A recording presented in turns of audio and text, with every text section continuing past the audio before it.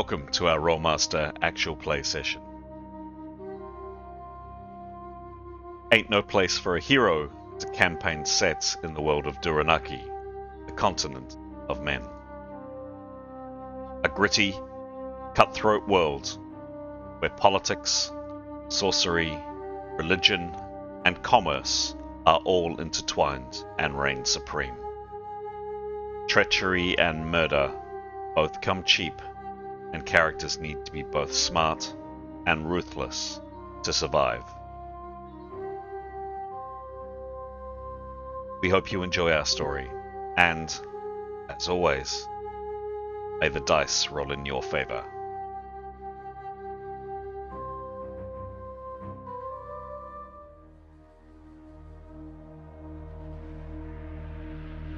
This is episode 150 of Ain't No Place for a Hero. The party have decided to turn their attention back to the secrets of Tarak Nev, and now find themselves exploring the terrible Dead City.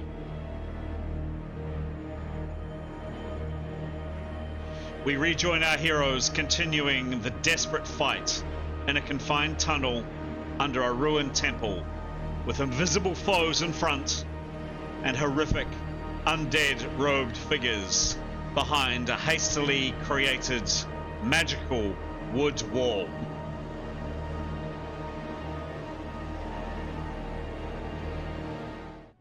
Hello, I'm Chris, otherwise known as GM Chance, and as you can see up on screen, I'd like to welcome you to our story.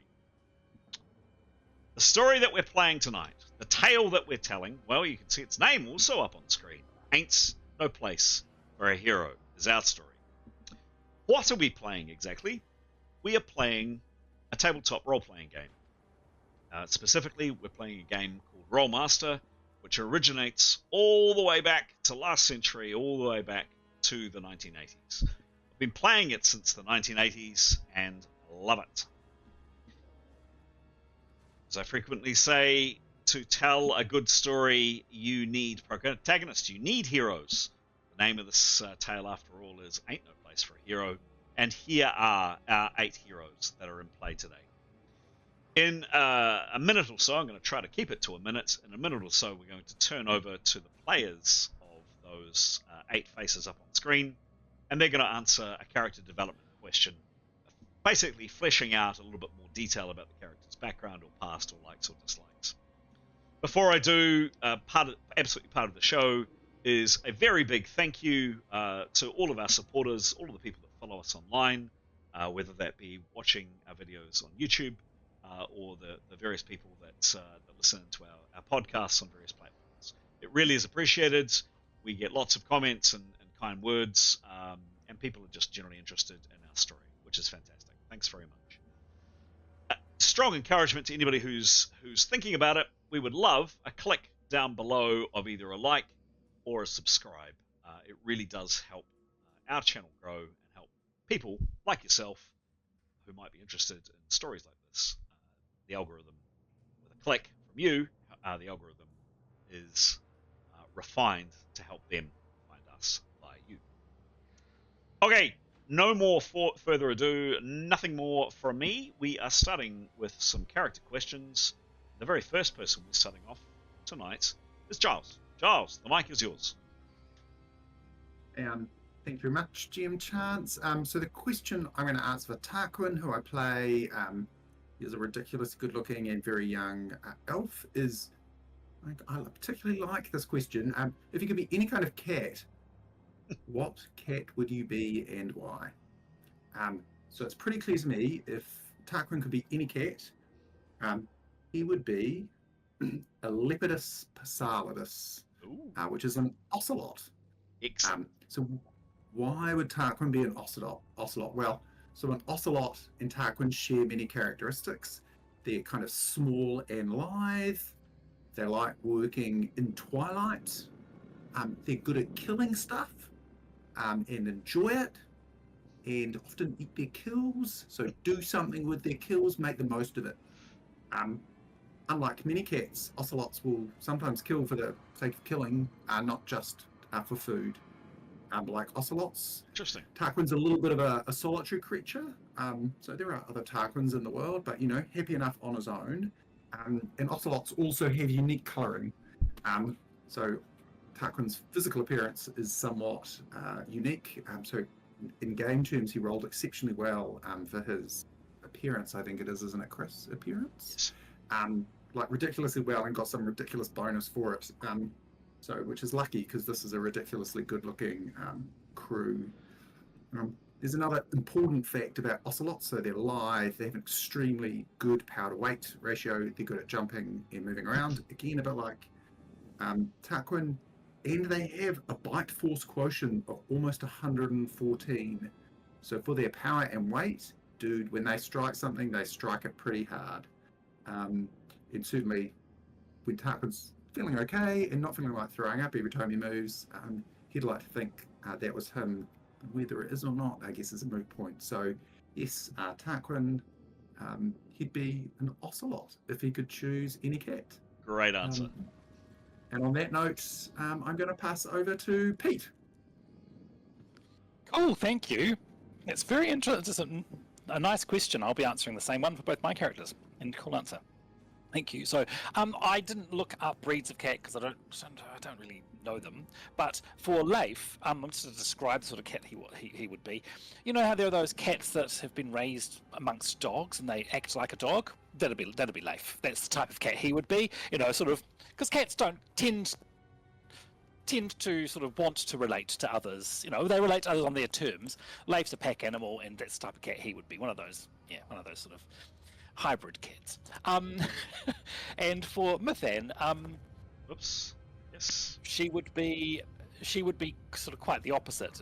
She would be a sort of the archetypal cat of being a loner and not at all interested in pleasing other people. She just wouldn't. She just does her thing, and she's cat-like in that she likes the outdoors and goes and does her own sort of exploration and likes time to herself. But yeah, she'd be that's her. And can we please hear from Aiden? Yes, I'm also going to be answering the same question. It's a fantastic question. I wonder where it came from. The first one I'll answer for is Demos. I've done a little bit of research.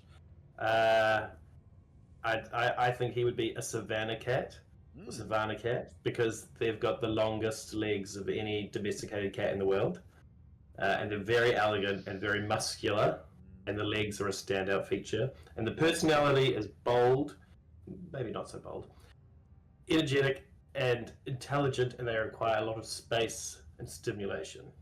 Which some of the personality stuff, maybe he's also a bit of a moggy, I don't know. But he's got the legs. And then for Grey, he's definitely a Maine Coon. Mancoon, I don't know how to say that one. Maine Coon is because they're the giant cats. They're large and rugged and known for being gentle giants. And they're originally bred to withstand harsh environments. And their temperament is loyal, brave, friendly, and they carry themselves with pride, but are approachable. There you go. That's Grey. And Grey was also recently described by one of our viewers, thanks Draz, as a bloodhound as well, which I thought was quite an interesting perspective on him. And the fact that we have Demos as, I think it was a Spartan, was it? Is that right? Is that the description? Yeah. Yeah, there you go. Excellent. Mm. Nice Yes. one. Who would you like to hear from, please? I'd love to hear from Graham. Thanks. Happy birthday. I'm playing, ostensibly playing two characters. I'll answer questions for them anyway. First one, Etienne. What's the most profound or moving speech your character has heard? Well, he has heard many. He remembers his savior and benefactor who rescued him and turned him into, showed him the light and showed him the way to become a genitrist, which showed him the path to becoming a holy paladin. He said many things to him. One that stands out particularly to him is he said, "Consider yourself a stained glass window. And this is how you live your life, closing no doors, covering no windows. You are the multicolored glass with light filtering through in many different shades, allowing light to shed and fall onto many, many, many hues. Your job is not to direct anything, but to filter into many colors. Your answer is destiny, and your guide is joy." Hmm. So he liked that. Love that. Love that. Thank you for sharing. And moving on to Niafanal.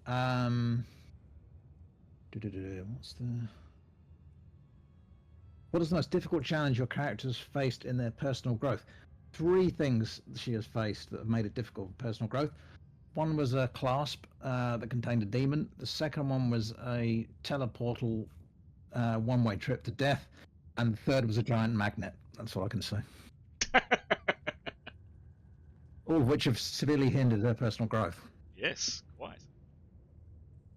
He's had a bad run of things. Who's not been? Alex? Alex. Oh, she might be munching on a pizza. Hello, no, I got my Uber Eats, thank you. And I love the thought into the cat questions. It's very special. Thank you so much. I'm also going to answer the question about which cat would you be? And I've given this a lot of thought, as you can imagine.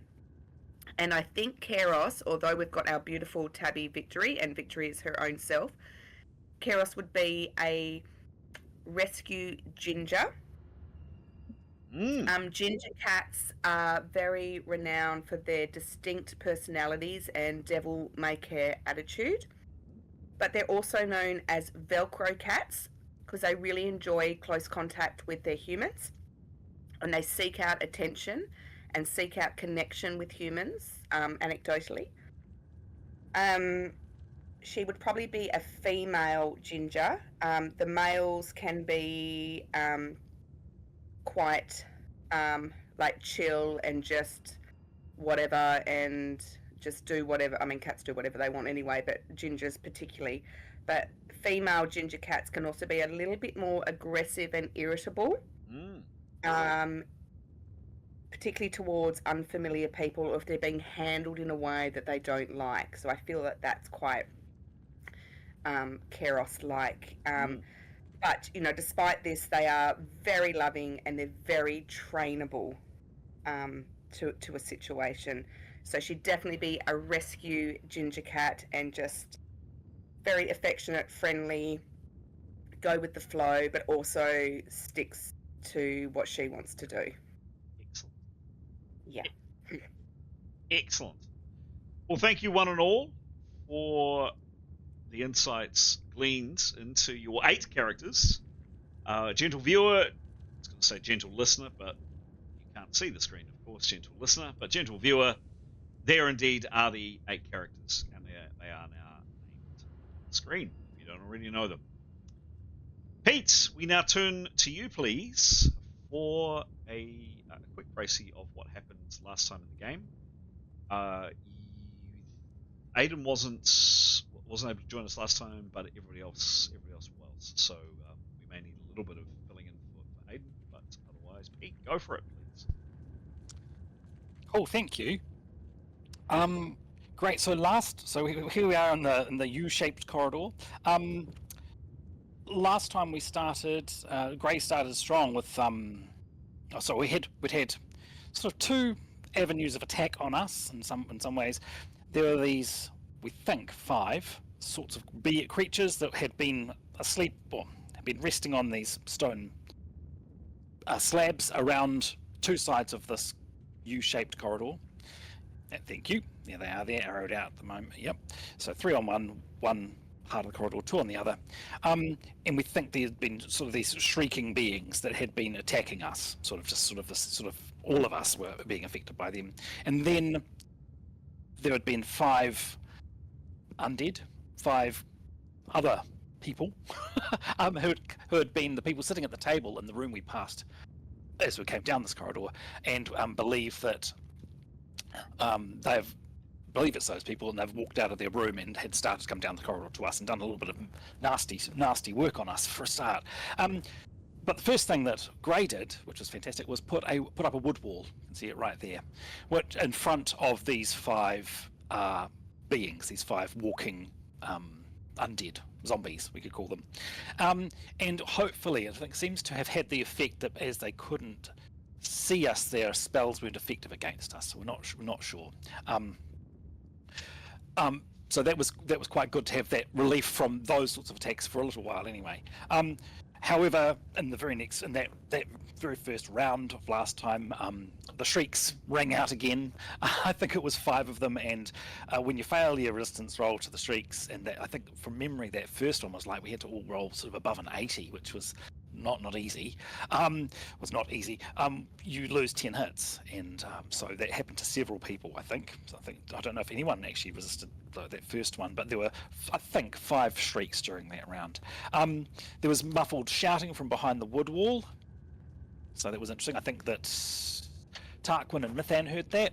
In that sort of first round, Leif had a bit of a go at waving his sword around. He tried to have a look to see if he could see a shrieking thing. I think several actually throughout these very intense 3 rounds. I think there was the general rule for a few people: have a bit of a wave of your weapon around to see if you can hit something. But it was not happening. I think Leif felt he saw something, but when he attacked the space, didn't.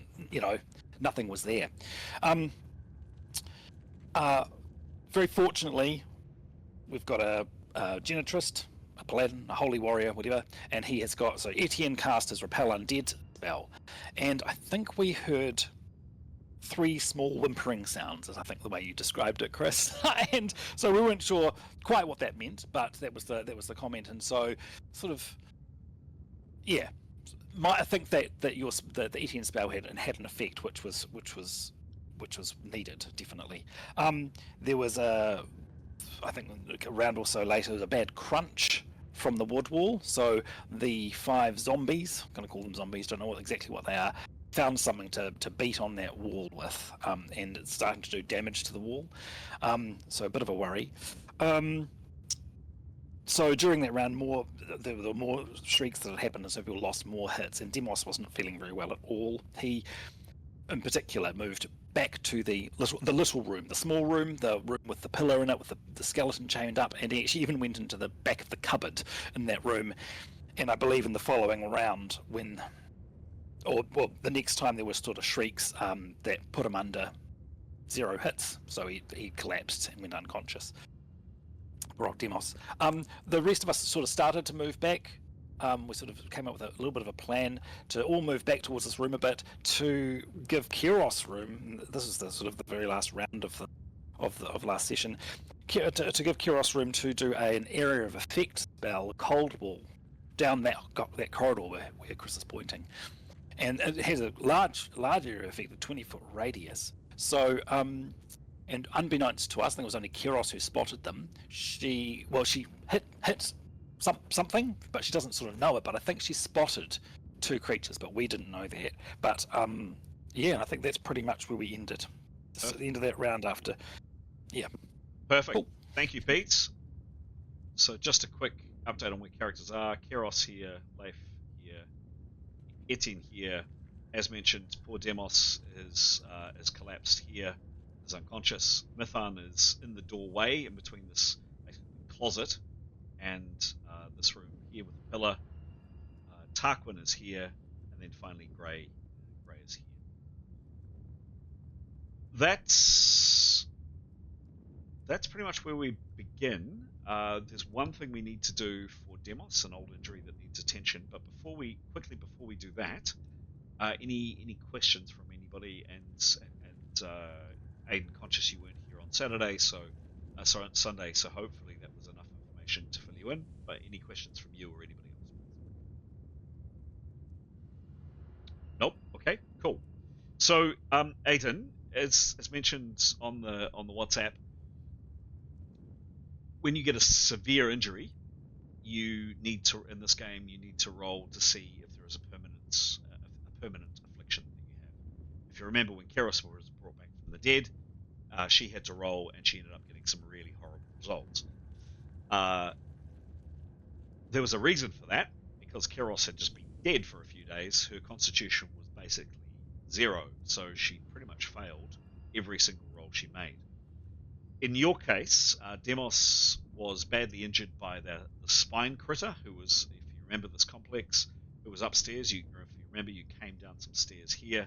This critter was up in one of the rooms upstairs, and Demos got badly spined and got some very severe muscle damage that was very fortunately repaired. We didn't at the time, when he was being healed, check and see if there was a permanent injury. We're going to do so now. What I said for Graham's character Etienne, who we were also backdating a roll for, we're not going to institute that effect now. It'll be when Demos, after this combat, when Demos wakens. So it would be, I mean, it's kind of a material at the moment because Demos is unconscious anyway. But I thought it was unfair for you to get an injury mid fight, so it was put on a delayed effect or whatever. Highly unlikely you will be fine with this roll. If you've got a constitution of 101, which I'm pretty sure you have, you need to roll 101 or better. So basically, you just don't need to make a roll of a 1, 2, 3, 4, 5. Can you roll the dice,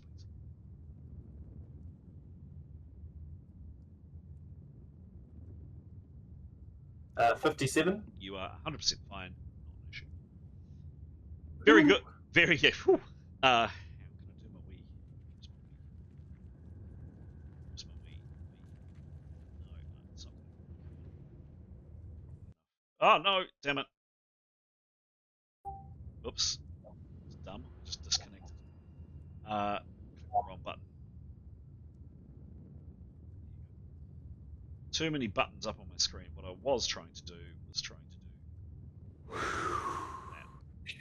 Phew. All right. Just a sec. That's out again. We're ready to go. Yes, we're all back. Just do a quick. I just disconnected there. Can someone say something, please? Oh. Yep. Lovely. Cool. We're good for sound. Very good. If there are no questions, if you're sitting comfortably, let's start the game.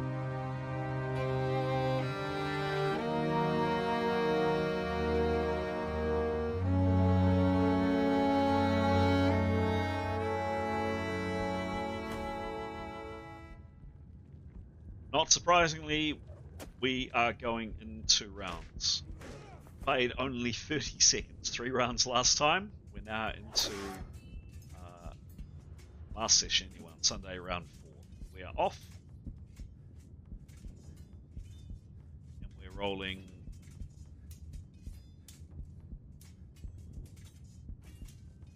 The first person to act again is Gray. Gray, you're standing Okay. here. Sorry, I probably should have asked this question, but so where we left off, I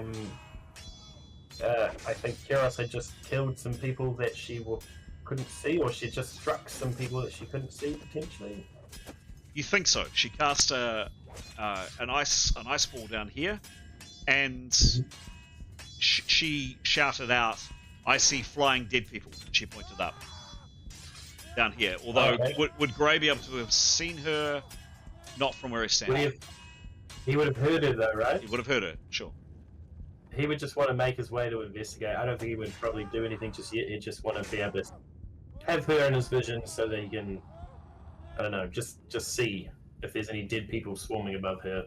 Okay, where do you want? If he could get to the corridor, yeah, just to there would be, and just within diving distance, run and dive distance, yeah. Okay.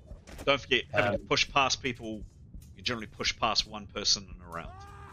Yeah, he'd like to, once he's there, he'd like to look up and kind of see if he can perceive anything. Sure. It looks like it's swooping around. Give me a roll, please. Sure. 34. 34.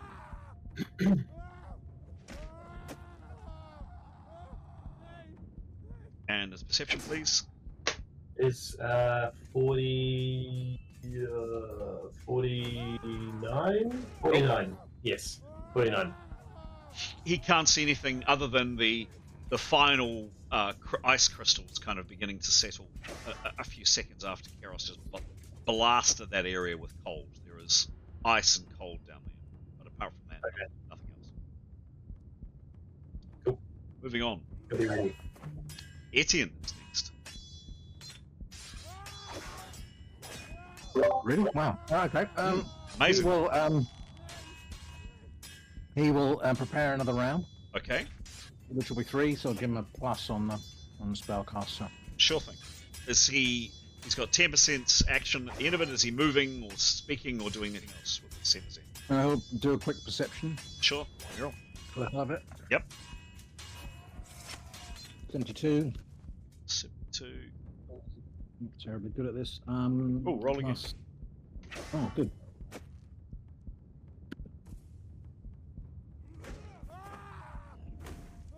Uh, 52 plus 27. 20. He rolled a 27. No. Rolled a 52 and his bonus is 27. Okay. And then roll the dice again, please. Again? Yeah. Oh, wow. It's the mother of all perceptions. Well, hang on. No. I asked him to roll once more. Has he rolled? He rolled a 50. Yeah. So he rolled a 72. You said roll again. He rolled a 52. And then he got a plus 27. No. Cool. Sorry. I got the 52. Okay.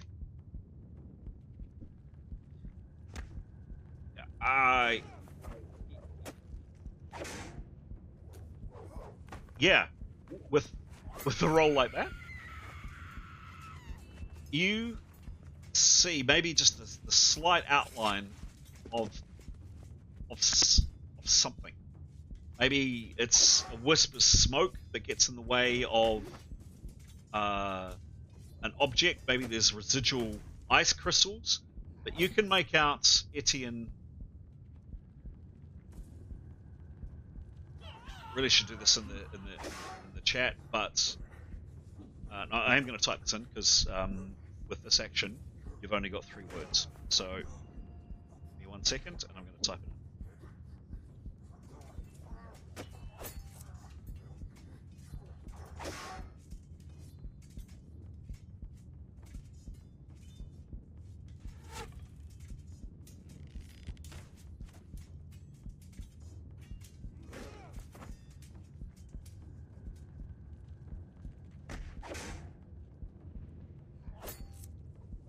Going.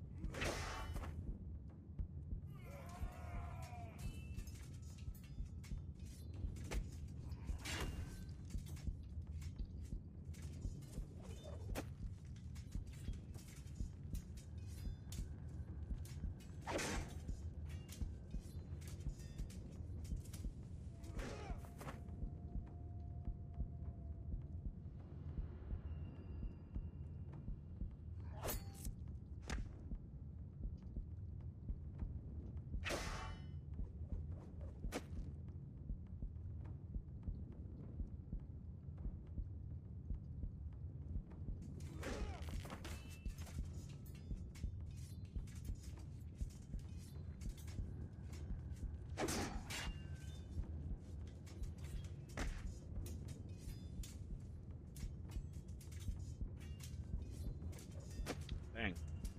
In your channel now, Etienne. Got 3 words.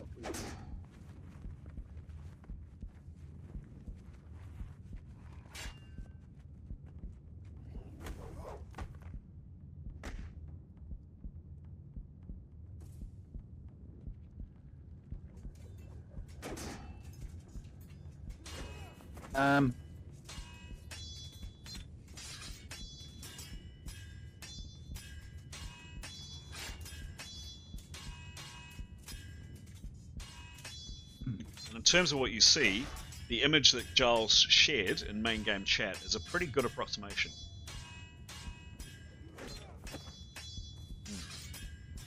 Okay, over Carios's head!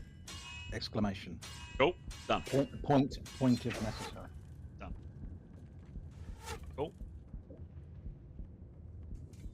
Leif. Oh, cool. Does Leif get a passive perception? No more passive perceptions. Okay, cool. He is going to. Oh my goodness.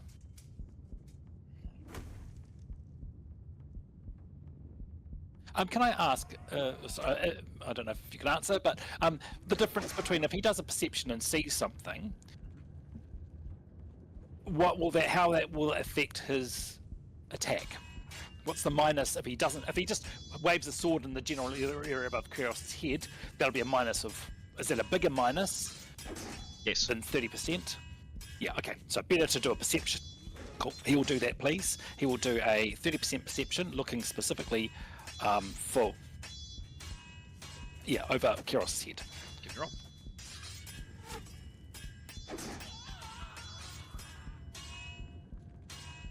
He rolled a 70.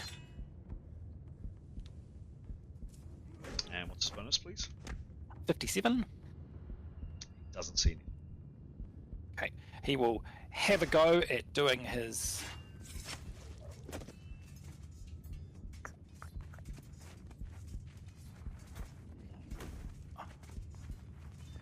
Can you just rotate so I can see how close he is to Kuros?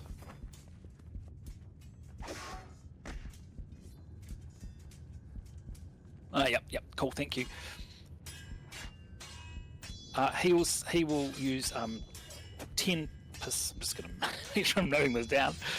He'll use 30 for perception, 10 for speaking. He'll say, how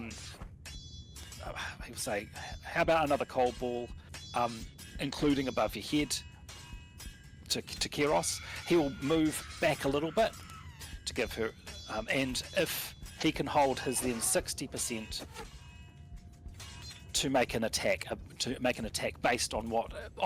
He'll make an attack. Hopefully, he'll see something. If that makes sense? Yeah, that's his thinking. Well, he can't really move back if he's perceived. Continue to make an attack. Yeah. Yeah, correct. So he has to stay where he is. Okay, cool. Because 60% for the attack, as you said, 30 to try to have a look around, 10 to say something. That's a total of 100. There's no movement. Oh, he could do a 50% attack, I guess. Could do, yep. But if he was to move back, and he'd have to, so he could then make. Yep. Okay, he just move back a little bit. Yep. Thank you. Okay. Done. Thank you. And an opportunity action to attack something if he sees. Or wave his sword around if he doesn't. Okay. Yeah. Bizarrely enough, did I roll initiative correctly? I did. Well, actually, the computer did. Can't believe it. Etienne's gone first. And now Keros is next. That's because she's a tabby cat. She's got tabby cat energy. Must be. Keros, it is your turn. What do you do?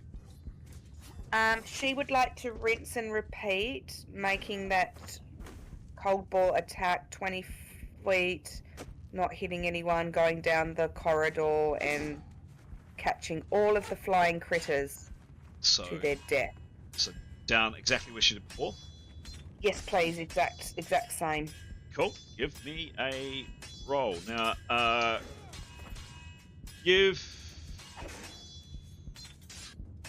just give me a dice roll, please, Keros. Make it, just a D100. Let me know what the result is, please. Just a random. It's not an attack roll. It's just a random roll. Sorry. What I should have checked was my distance. Maybe I'll step back a wee bit. I'm just conscious of flying ice. Sorry, I need to be a bit more careful. Not so tabby cat after all. Okay. Can I step back a wee bit towards? Is it Leif there? Yes, you can. You've got a 25% action, so you can step back. Yes. And then blast away. But just before you blast away, can you make a roll, please? Sure. Yes. Sorry. Yes. No, you did say that. Safety first. A keyboard sticky. Did that roll? One. Oh no, sorry. I put my keyboard's. Yes, it is. Sorry. Let me just do that again. At least your internet connection's solid. session. Yeah, got the Invocargle. 86. 86. Okay, great. Can you give me a cold ball attack, please? Okay. Come on, Ginger Cat energy. 8. 8. Not a colossal roll, unfortunately. There is the following noise. And again, all down here in a 20, you aim for about there, and all of this area, 20 foot from here, in that direction, 20 foot in this direction, which hits the wall immediately behind, and around in this area is just blasted with ice. Kiros, any other actions for you? You step back a little bit. Any other actions? No, she's just waiting to see who she killed, please. Okay. Nothing happens. Oh. Okay. Thank you. Okay. Chris, can I ask a question? Cannot wait till your turn, Giles, or is it material for this? It's actually got nothing to do with Tarquin, it's material to this, but... Go for it. Yep, go for it. So the simple question is, right, so last time around saw an image, and I mentioned this because Aiden wasn't here. You know, for each time you see an image, you get a clearer kind of mental representation of where people might be. Do we just leave you to take that into account, or I'm not sure, how does that work from a technical perspective in the game? An image? What kind of image? So last time around you said we saw these two, you know, floaty creature things, like what I put, you know. Keros saw for an instant something, but that was it. So, she hasn't seen anything, unfortunately. Alright, next. My god, you guys roll well this time. Mithun. Standing here. Cool. Mithan is going to say, I'm going to renew the wood wall because they're breaking through, and then she'll prepare, please. Sure. Cool. From speaking of the wood wall, there is a horrible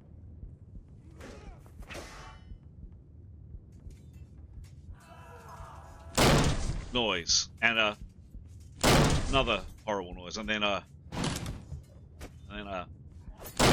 and it sounds, as per last time, the last sound was there was a smash, but then also like almost like a tearing noise, like something kind of pulling at it, and you hear kind of bits of the wall kind of beginning to shatter and break. It seemed to be making some progress.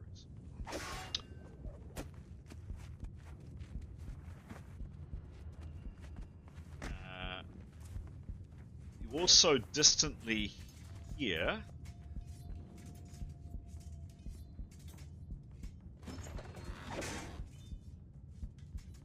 these characters hear the sound of a door open.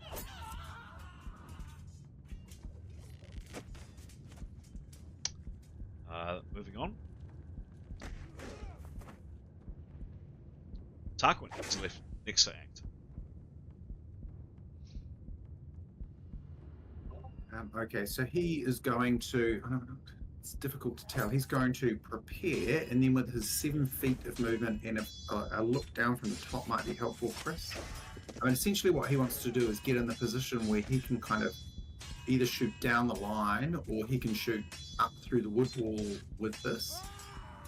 But he is very aware of what happened when he got too close to the wall next to the wood wall. He wants to avoid that of all possibilities. So his preference would be to sneak between Mithun and the column. Yep, we can do that. If there is. Yeah, you can. Yep, you can do that. And what, stand there? We can only move 7 or 8 feet. That is about only 7 or 8 feet. Yeah, it's okay, fine. Cool. Yeah, so he'll do that, and obviously as far away as possible, and so he's prepped for the 4th round. Can I just check, Chris? Yeah. So from there, he wants to be able to look. Yeah, 2 ways. So he'll see the edge of the wood wall if they barge through there, and he'll see down the line above the heads of his colleagues if he needs to. Let's have a look. Yeah, that looks like perfect positioning. Tarquin can. Yep, beautiful. Thank you. You positioned him really nicely. Appreciate it. There's the wall, and there's the conga line. And there is polyethanol down here. We don't need to see polyethanol. Thank you. All right. Next to act.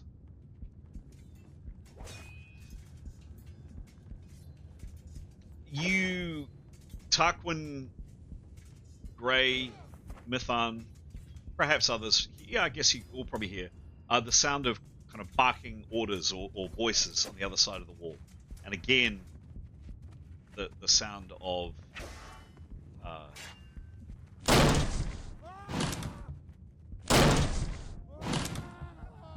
smack. Is it a language we understand? It's not a language you understand. And Tarquin, you are looking in both directions, and you see the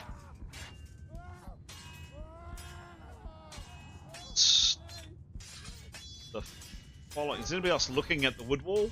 I guess Grey is as well. Grey and Tarquin, you see a hole has been torn at the top of the wall. And you, just for a glimpse, just for a second,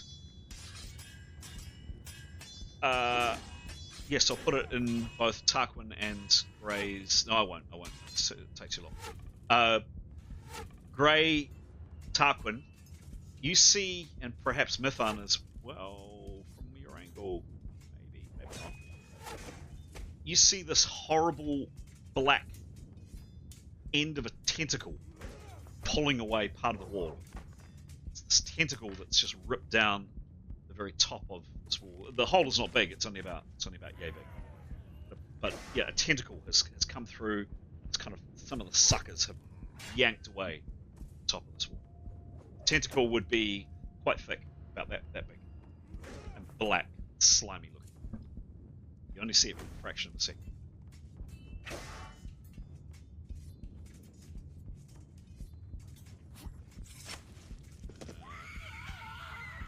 Cool. And then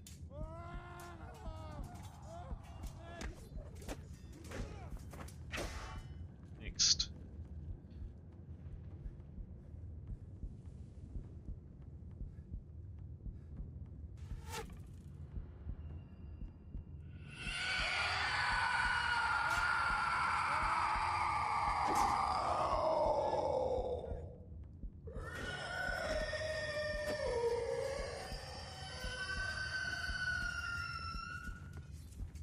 The exact placement of this, you don't know, but you would be reasonably confident to say it's somewhere in here, it's somewhere around you. It's not, as some of them were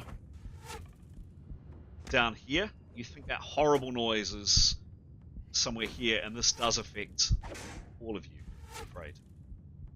This one, though, is... This one is, if strange though, it makes that horrible screeching noise, but it's kind of almost a bit erratic and a bit like it's screeching, and then it kind of pauses mid-scream, and it comes back, and then it kind of trails off at the end. It's not especially powerful. Shane, anyone got any lozenges?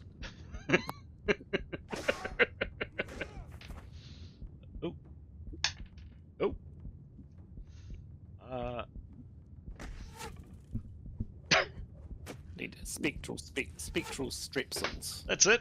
Nice, Pete. Nice. Okay. Very first, it's goes for is Keros. Keros, what level are you again? You're 10th, I believe. 10th. Cool. So we're going to do this. You need to roll.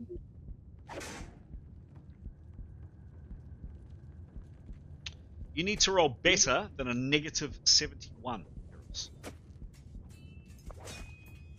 Okay. 84. 84. Leif, you'd be about the same. I'm not going to hit the exact number. Just give me a result that isn't a 1, 2, 3, 4, 5. 92. 92. Shame. And then for Etienne,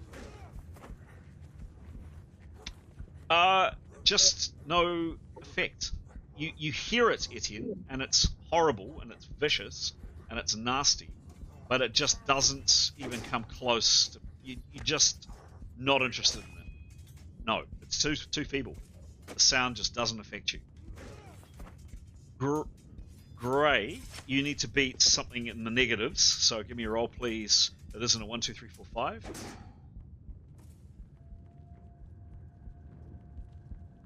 Ooh, 9.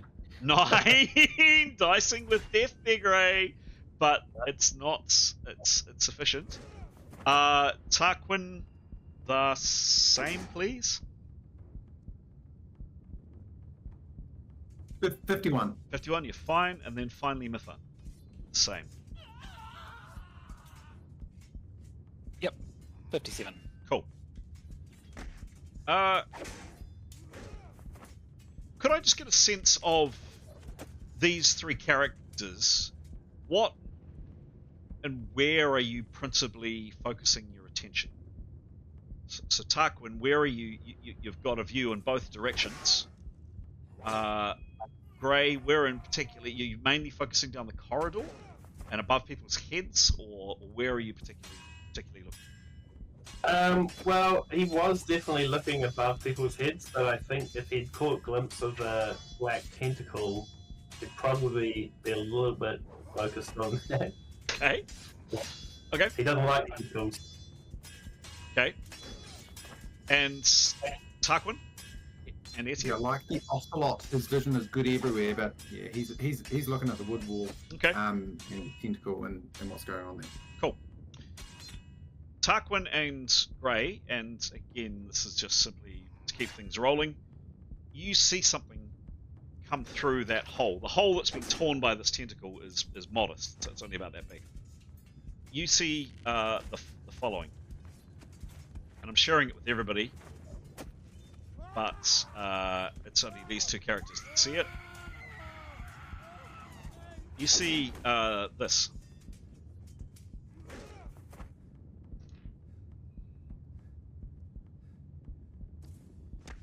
And this object, this hideous object, that if you prefer, comes flapping pretty fast in through the hole in this door, and I will just show you exactly where it goes.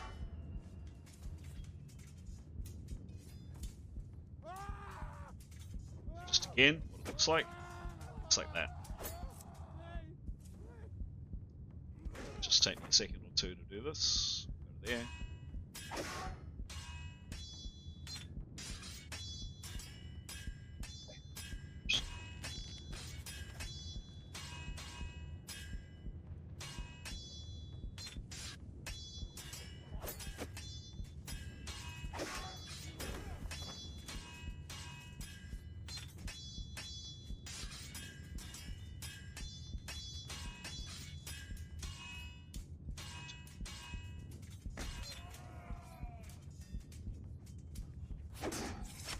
Describe it a little bit more in a second.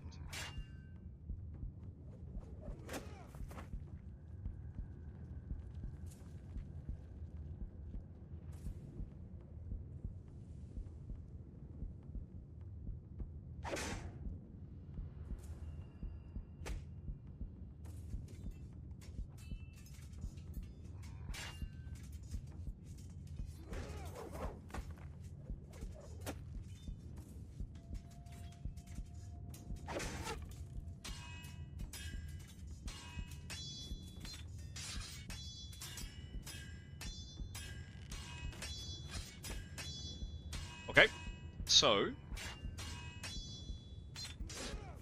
coming back to the map.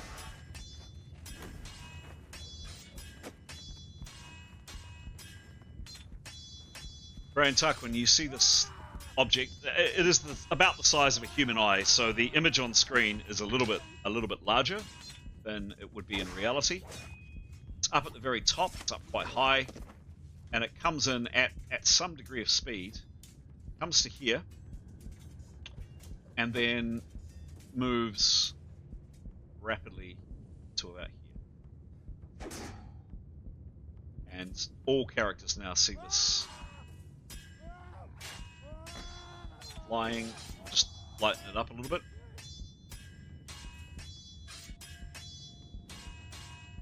So you can see it.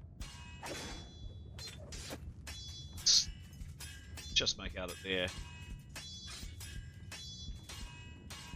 This flying eyeball is pretty much the only description. It's a little bit higher than that, actually.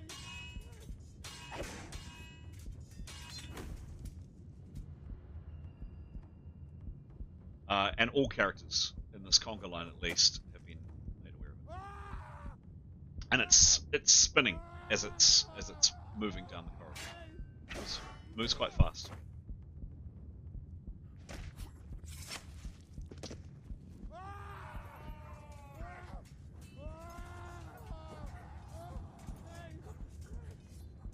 There is next to it. There is another. Oh.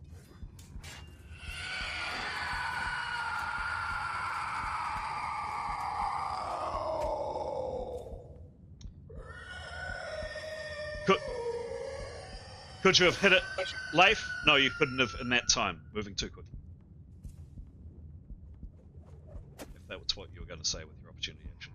Move past your head too fast, right? I'm assuming that's what you're going to say, Pete?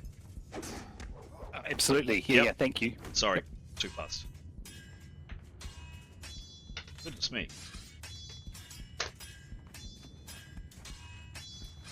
Again, this affects all of you. Again, a very feeble roll. In Kiros's case, you need a negative number to upset it, so give me a roll again, please. That'll be the same for all of you, I think. A very low, Okay. very, Sorry. very low number will do it, but otherwise you should be fine. Give me a roll, please. A very low number. So 1, 2, 3, 4, 5, and you're in trouble. Oh, 92. God, you're fine. Next down the conga line is Leif. Oh. Same again, a very low number, and you're in trouble. He's fine. Cool. Etienne. Actually, on Etienne as well, same result on Etienne. Just doesn't come close to affecting you. Not even close. Gray, you will need to roll, but again, only a very, very low roll. It's going to be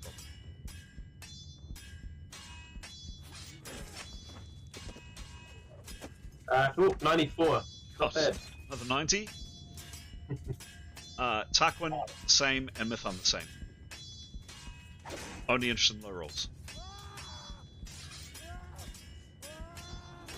Tarquin? Good. Yep, Mithun? Yep, good too. Cool. Fine. More shouting. You can hear it a bit more clearly now from this hole in the top of the wall. Be about that big. And then another.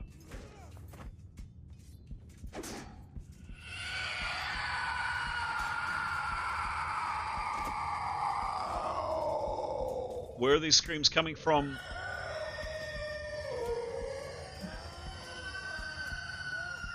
You'd all be confident to say not down here, but somewhere in here,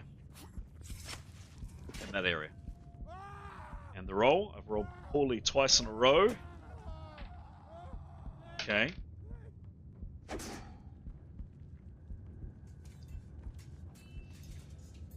Kiros, bearing in mind any loss of hits plus your channeling, you need to beat, please, a 44.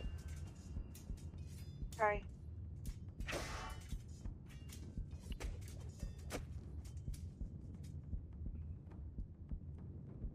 16 I rolled.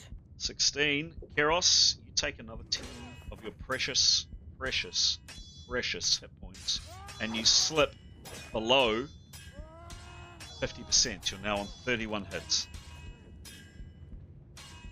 Pain, absolutely agonizing pain, shoots through your head, through your body, Keros.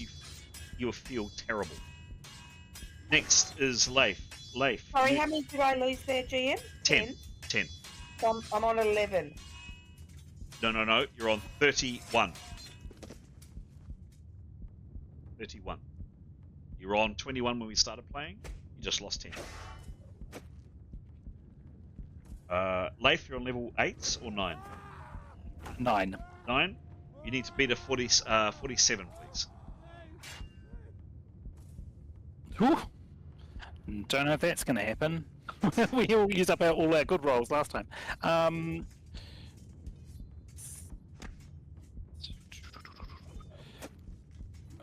17. So 27, 37. Nope.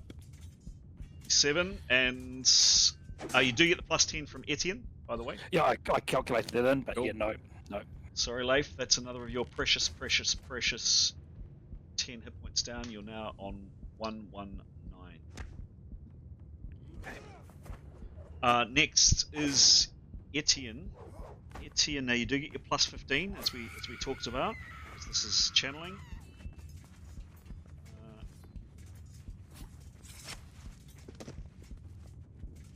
However, Etienne, you are 8th level, correct? Hello, Etienne? Graham? Yep, 8th level. Cool, thank you. You need to beat a 30. And I've got a plus on my channeling too. You do. I'll let you add that in. All right. Well, with that plus 15, it's plus 34. Cool. Give me a roll. That's race, Yep. stat, and yeah. Yep, got it. But you can still fail if you roll a 1, 2, 3, 4, 5, so it's still possible to fail. 51 plus 34. You're fine. Etienne is fine. Ray, you are 8th level. Yep. And you need to beat a clear 50. Okay. Ooh, 78. 78, you're fine. Ew. Tarquin, you need to beat. You're 8th or 9th, Tarquin? 9th, I think. 9th? Yeah, 9. You need to beat the 47.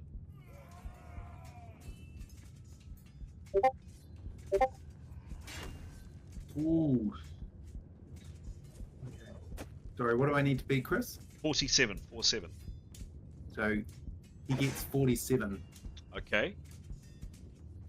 With all the totals, so plus his Yeah, channel. yeah, I've done the minusing and plussing, yep.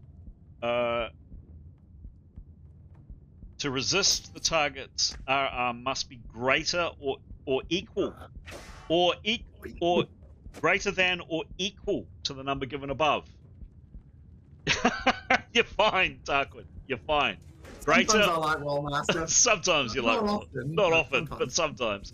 And lastly, Mython, you are 10th level, I believe. Correct. Yeah. 44 for you two. Yeah, she's fine. 84. Cool, done. Moving on. That is the end of the rounds. GM, sorry, that just moved really quickly for me. Can I just go back to Keros, or are we moving on? Sure. We're going back to Keros? Sorry, I think I missed some of the instruction there. So I rolled a 16. Yes. But she has a plus 25 channeling. Yep. And I didn't add that on. Sorry, I didn't realise. And then do I still get a plus 10 from... Etienne, yes you do. So...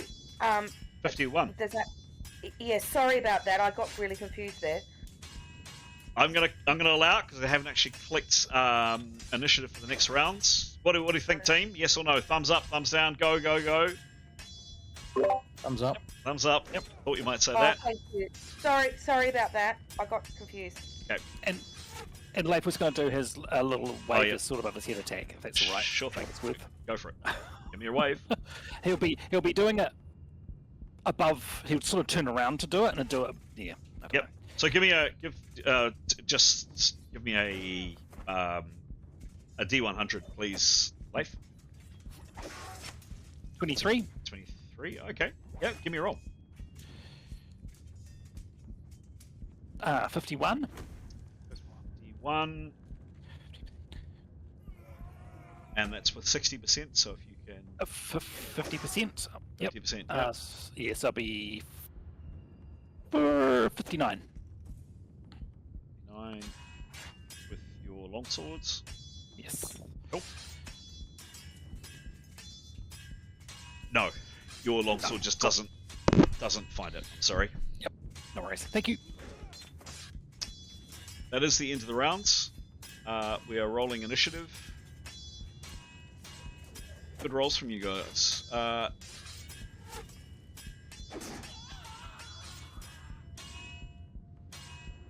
Again, Grey Roughwind, first to act.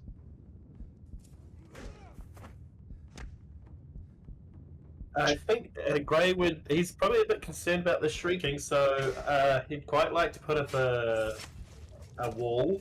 Okay. He's going to go for the old earth wall. Okay. He's going to gesticulate and boogie and everything he can to kind of give himself a little bit of extra mojo. Okay. Give me a roll. Cool. He's not preparing, obviously. No, but he rolled an 88, so I think he's alright. Okay, 88s, minus 30 for no prepare, plus 5 for shouting, plus 5 for gesticulation is a 73. That spell is successful. Cool. Where do you put the earth wall, please? In front of the wood wall, as high and as thick as he can make it. Okay. What is the description of the earth wall, please? Sure. The description is as wood wall, except wall is up to 10 by 10, 3 at the base, 1 at the top, of packed earth that can be dug through only 10 man rounds at top. Okay. So this thing is 10 foot, this passage is 10 foot tall, I think I said. So where are you planning to... Well, he doesn't want to block the guys out, so he's going to... If we could push it forward a little bit towards the wood wall. Yeah, let's go there. Okay. Yep. And down. He wants it to be impenetrable if possible. Okay. So right in front of... How wide is it? 10 by 10? No, sorry, depth. How deep is it? It's a great question. I think it's 2 foot, is that right? It says 3 at base, 1 at top. Oh, okay, 3 at base, 1 at top. All right, cool.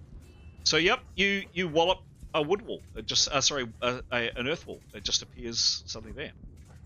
Cool. Is it soundproof?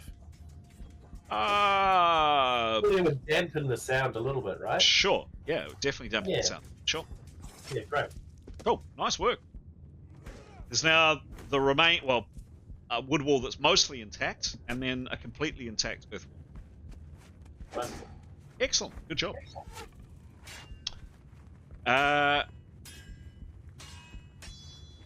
Next, you have 25% action, Gray. Do you do anything else? He would turn to try and see if he can find that little eye thing, that eye creature. Yeah. You spin again after casting, and yes, it's just hovering there. Okay, well, he just want to keep an eye on that. Keeps an eye on the eye. Yeah, keep an eye on the eye. Done. Next is Etienne. I'd like to cast, please. Okay, this could be quite an important roll. When you're ready. Yep. Give me a roll. So he'll roll for Transcension. Yes, please. Come on, Etienne. Come on now. 95. He overdid that. He did. Now he's prepared 3 rounds or 4 rounds. 3 certainly. So he's got a plus 10 by my yes, calculation. plus 10. Yep, cool. Give me a roll. And any other gesticulation noises that may help. Yep. Come on, Etienne. All right, go. Oh, you bastard. 16. 16 plus 10. Gesticulation for... Whoops. channeling. Help me out, Pete. Help, help, help. Plus 10. Plus 5. Always forgets.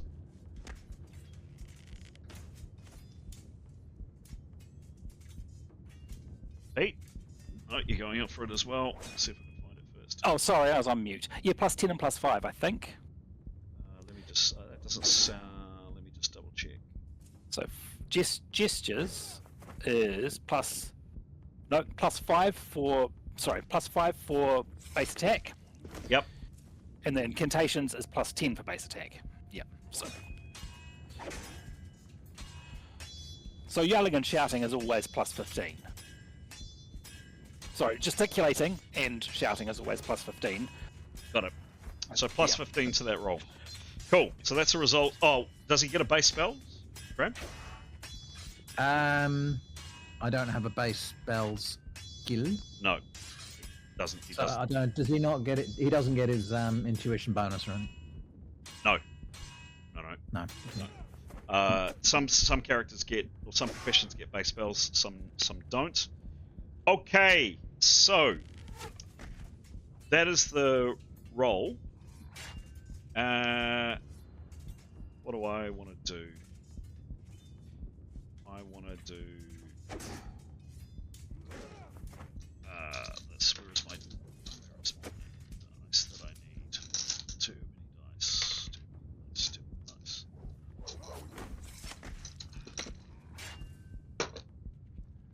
There it is. Okay.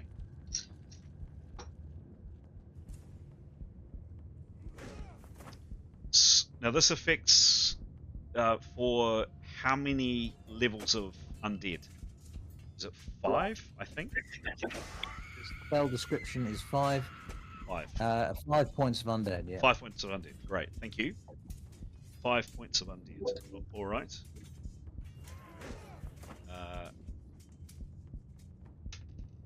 Okay, that one. And oh, hang on.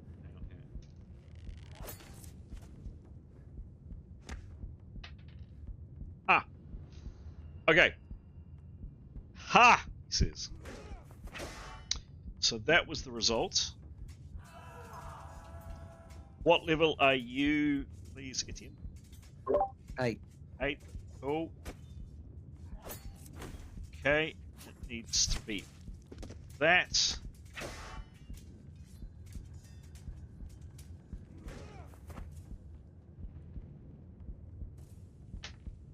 Huh?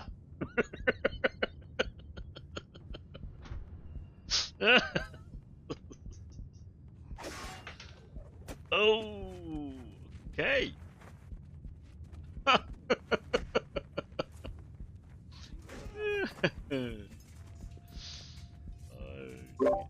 dear. No one else is laughing. You know that. I do. Okay. And okay.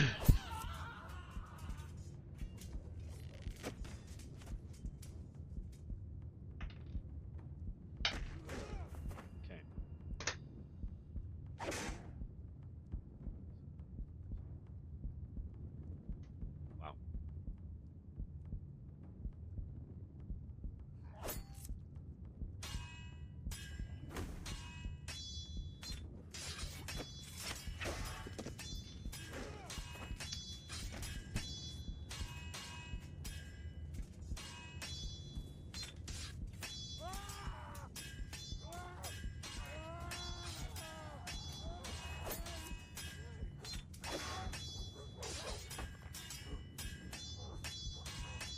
And the description, if they fail, if by a certain amount they flee, and if they fail by a certain amount, they disintegrate,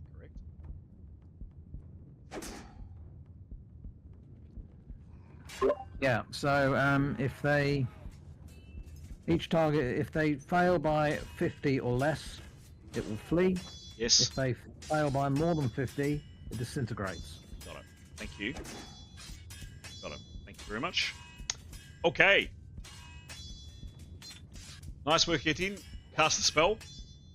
There is a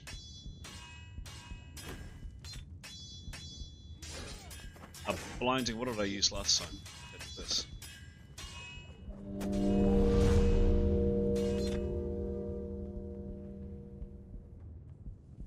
You got 25% left action. Etienne, what do you do? I can't prepare again, can I? So I guess he'll perceive again. Sure thing. You're all. 30. 30. That's Quick. 27. Yeah, quick glance around. You see this hideous eye thing flapping and staring down at all of you. Just hovering in midair. Doing that.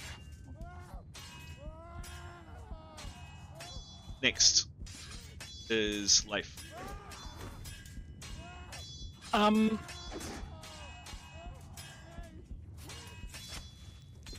He's going to do what he did previously. He's going to wait for a Shriek to do a perception roll to see if that helps him locate something to attack. Yes. If not, if no Shriek by the end of the round, he will still attack. If there's an opportunity to move, or if there's a plan to move, he'd like to change action as well.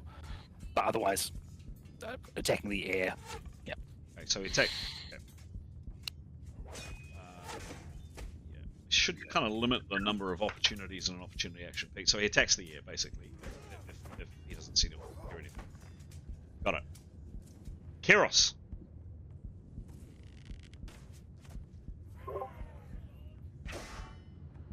What are you doing?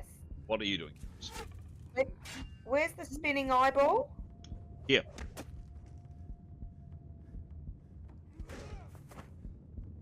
Could she please cast Shock Bolt through the middle of the iris? Give me a roll, sure. Thank you. And obviously there's no one behind it. She's not going to hit anyone else. No, all of your companions are behind you. They know where to stand.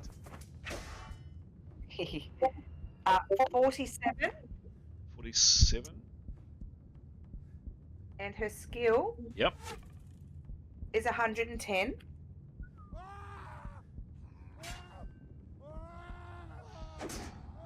She is very, very, very skillful. And there is a blast of electricity from Keros's fingers. This thing is incredibly agile, and at the very last second, it just ducks out of the way. The bolt came close to it, but it was definitely watching her and moved with sickening speed to one side to avoid the bolt. She missed. She's got. She'll put a rude finger up at it. Okay, so with the remaining 25% of her round, she gives it the middle finger. Anything else? Okay. Next is Mython.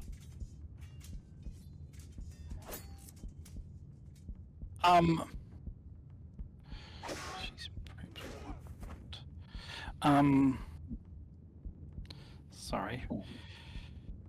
She will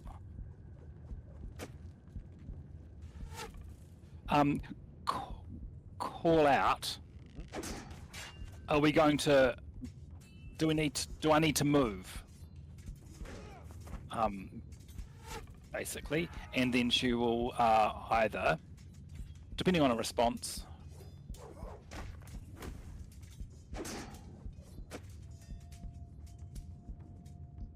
Does she get a response? A yes or no? I'm happy for people to shout out a yes or no answer. Oh, cool. On their turn or not on their turn. So go for it if you want to say a yes or a no, or a 3 words now. Where? I think it's.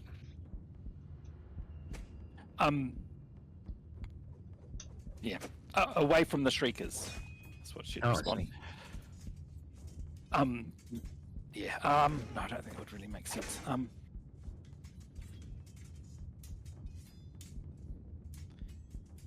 Can I just see that Yeah, okay. She will do a perception roll, then out into where she is able to go. And actually, yeah, she can sort of see above Etienne's head, can't she? Get to sort of how we see up to above Etienne's head. So she'll drop her prep is the first thing. But so without, she doesn't really want to move out into the hallway, but she can. Yeah, cool. Yep. Yep, should have a look down the corridor from where she is, and outside the and next to the earth wall. Yeah, looking. Yeah, perception roll, please. Yeah, give a roll.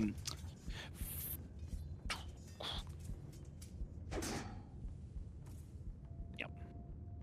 Give a roll. I did it in the wrong place.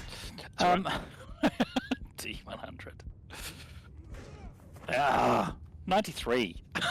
3. Lots of 90s tonight. What's her bonus? It's pretty good. 88. Mython, you get a very good view of down the corridor. Yes, you see this hideous flapping eyeball thing around about 4 or 5 feet above people's heads, quite a bit above Keros's head because she's very short, and a little bit further down the tunnel. You're looking at the earth wall where the wood wall was. No movement or nothing from that. You're very distant. You think you might have heard some sounds through here, but you can't quite make them out. Okay, cool.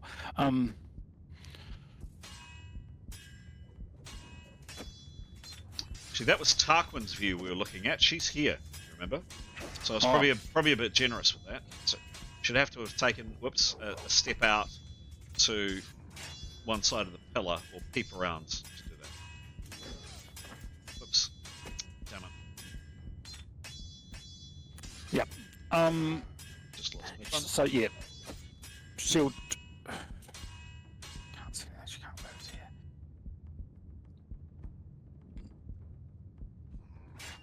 Sorry, just lost her counter.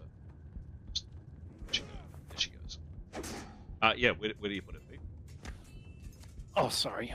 No, you can't see the map yet because I haven't. Yeah, that's right. She's aware that Demos is behind her in the cupboard, right? Yeah, she saw him go through. Yep. Yeah.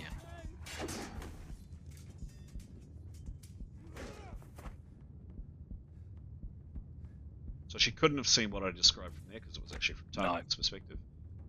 So she would have to have moved kind of leaning past Tarquin, perhaps, hand on her shoulder, or come around this pillar to do that view. Yeah, she would have done the movement, and then she would have moved back to where she was. Happy with that because she's not going to go and attack anything she can't see. So, yeah, cool. That's her. All right. Oops. Go. Put it there. Done. Next up is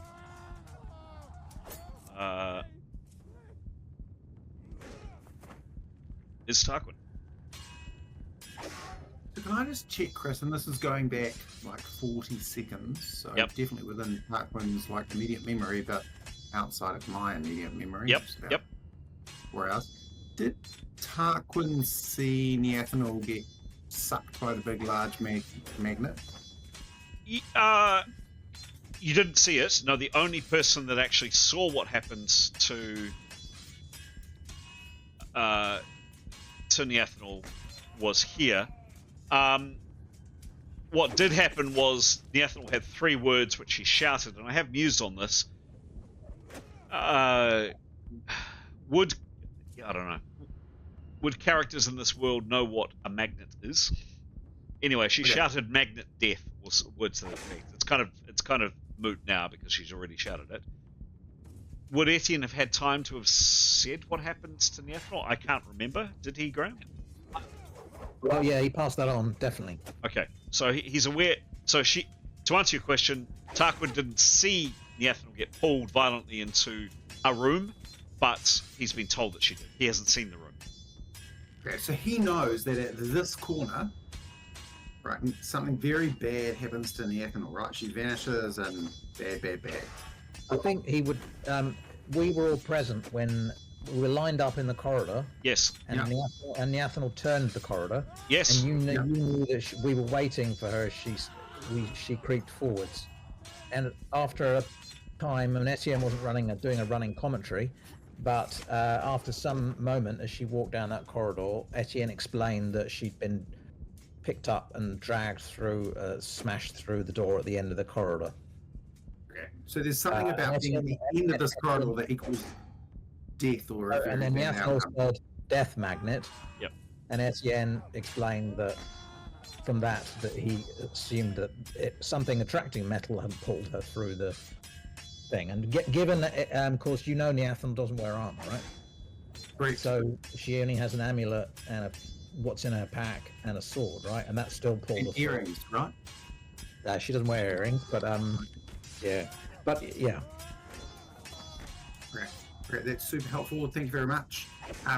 So what Tarquin wants to do, having seen the earth wall go up, is cast confusion on the eye. Okay. Okay, give me a roll, please. Distance of...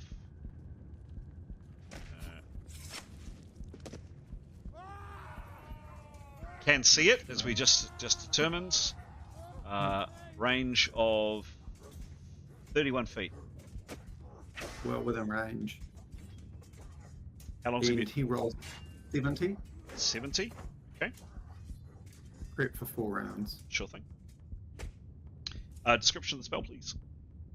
Target, so the eye, is incapable of making decisions or initiating action.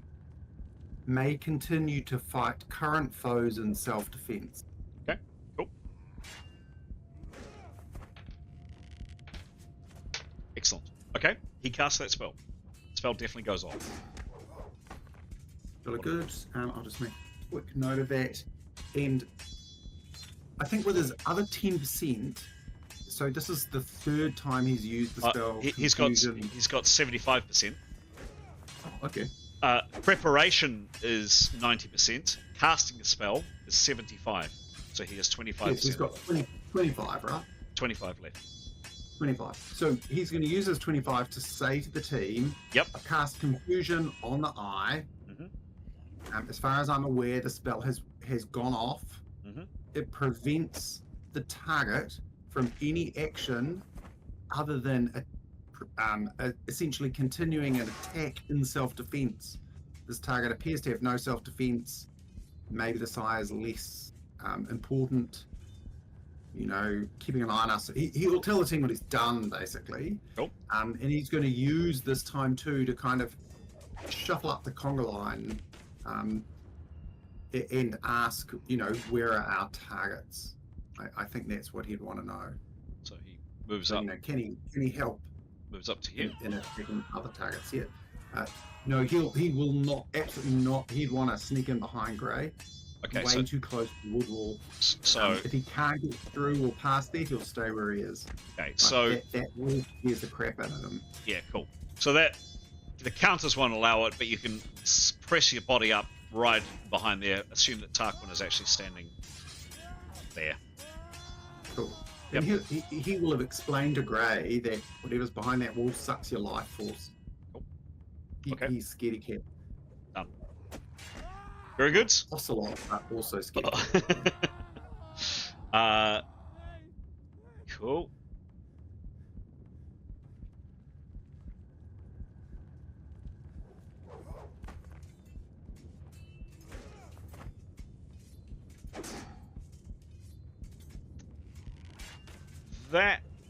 That's no, it's not quite the end of the round.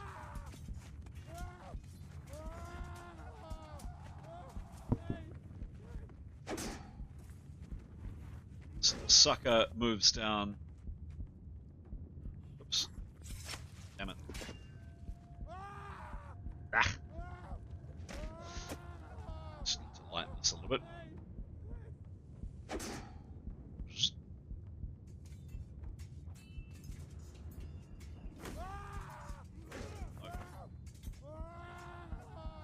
Oh, come on. There you go. Moves down to here, and you all see it do kind of a 360, but it ends up coming back and staring at you, staring back down the corridor. That is the end of the round, or nearly the end of the round. There has been no scream this round. Leif, you wanted to wave your swords in the air?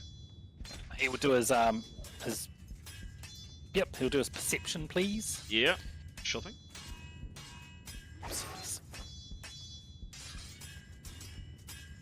He rolled a 33. Okay.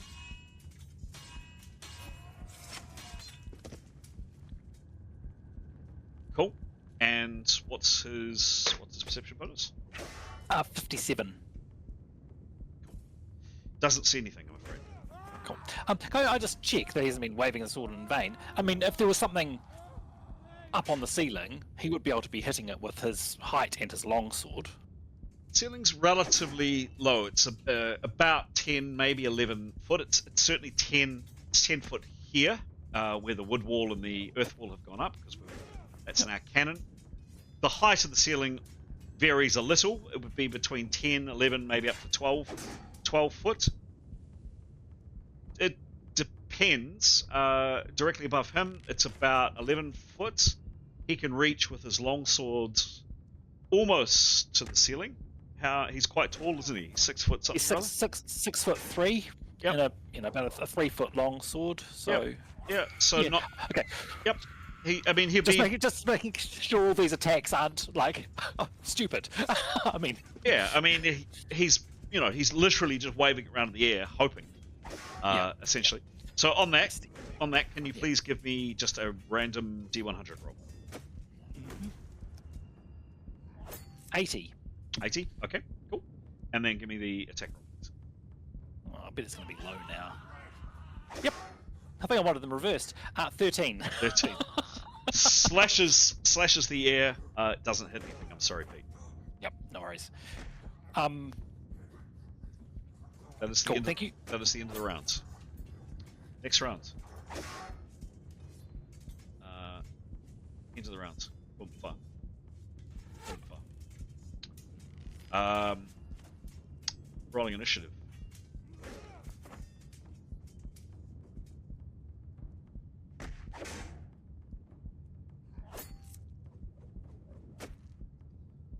Yeah, this eye just continues to watch you down the far end.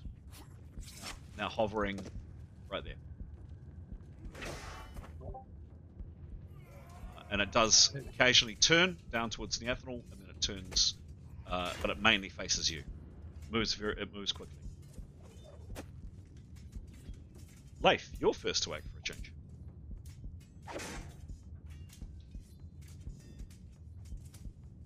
He's going to say, should we move to the other end of the hallway? He will wait for responses before initiating action. Can people respond now, or do we wait? Cold ball eye. Okay. Okay, so he will wait. Okay. Leif will wait until after cold ball, Arios. if that happen. Okay. Wait. He's waiting. Cool. Great. You've just put up a wood wall last round. And you've got Demos, you've got Tarquin snuggled into your back. Question: did we not put an earth wall up? Sorry, I meant an earth wall. Oh yeah, cool. He would give a little reassuring pat to Tarquin and say, it's okay, buddy, don't worry. You're a good cat. We've had worse. We've had You're a worse. good wee ocelot. A brave wee ocelot. It's good for the cuddle. He's just trying to think what he'll do, how he can potentially capture this wee eye, and he has an idea, and it's maybe calling on an old friend he hasn't actually mentioned quite some time. With wings. We discussed Wingy last time. I'm sorry. Okay. Is she alive? What was the final call, Graham? Can you remember? Because someone asked about Wingy, and I think we determined she wouldn't be down here in the hole. She would have found a perch up in the temple above. I'm almost certain That's that's probably what she We would have said been that it's doing. logical she'd be flying around the temple. I think last time I mentioned her, she was just kind of out of sight. Yep. Okay, well, he'll be furious with himself for not dragging her down to these pits. What will he do? Well, you wouldn't call this an enhanced. Would you call this is an enhanced creature, isn't it? It's not like a woodland creature, so he probably can't put it to sleep. It's certainly not a woodland creature. No, it's not helping him getting dressed in the morning.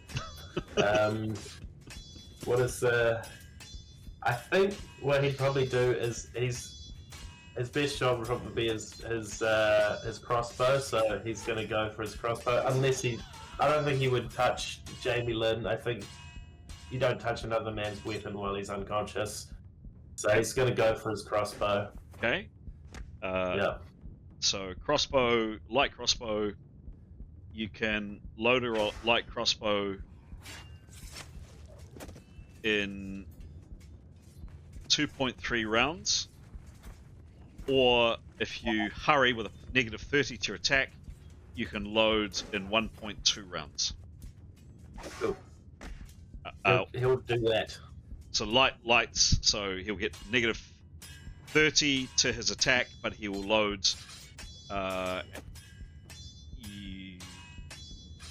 He'll be able to fire next round.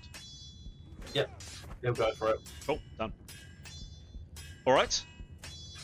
Next is Etienne. God, you guys are rolling well. Well,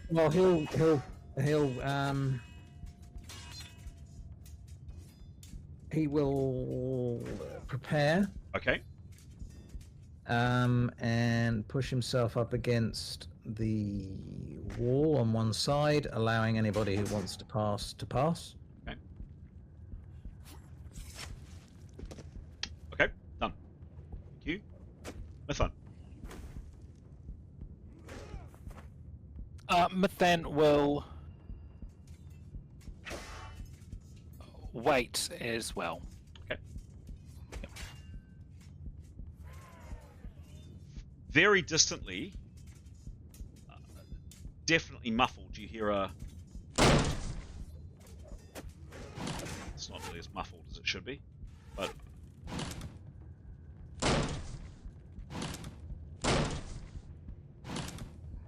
of what sounds like a wood wall being torn to pieces.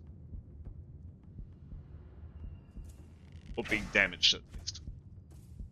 So wood wall or earth wall? Wood wall. Very, very hard to hear, heavily muffled. But yeah, crunching, smashing stuff coming from this direction.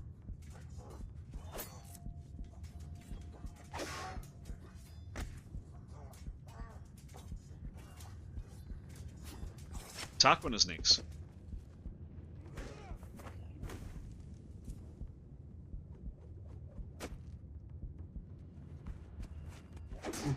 Tricky.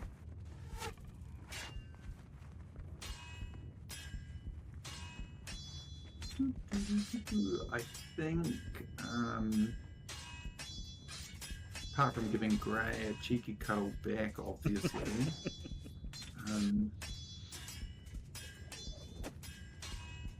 so he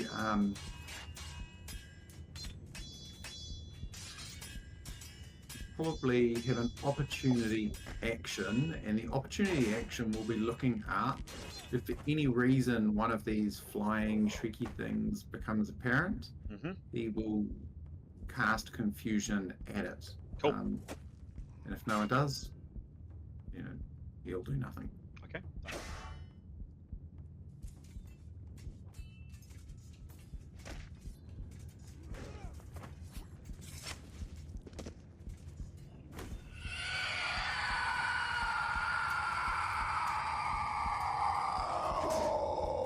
Again, this horrible sound.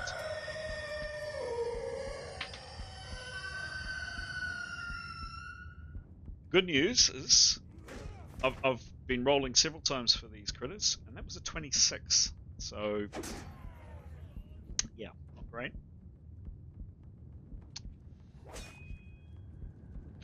it does affect all of you. Oh, shivers. I really meant to say, going back to unconscious Demos. Demos, can you please roll? No, I've missed it, but Demos, it's my mistake. Demos, you should have been making resistance rolls on these screams despite being unconscious. I didn't ask you to last round, last round, I should say. But I am asking you to make it this time. So Demos is unconscious. He's not up and about, but he definitely does have to make a resistance roll. So Okay. Everybody, starting with Keros. Keros, you need to beat, please, a 9. Sorry. 39. 39, I heard. 39. 39, you're fine. Leif, around the same, you will need to beat a 12. Your 9th level, I think. Correct. Yep. Fine? Yep, he's good. Cool. On to Etienne. Etienne, you need to beat a whopping 5, Etienne.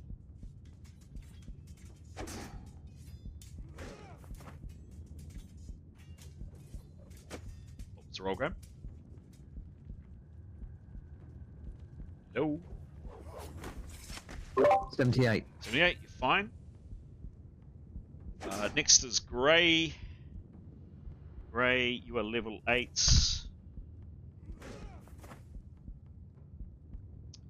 You need to beat 10, Grey. Oop, 22. You are close, but you are fine. I'll go the same for you, Tarquin.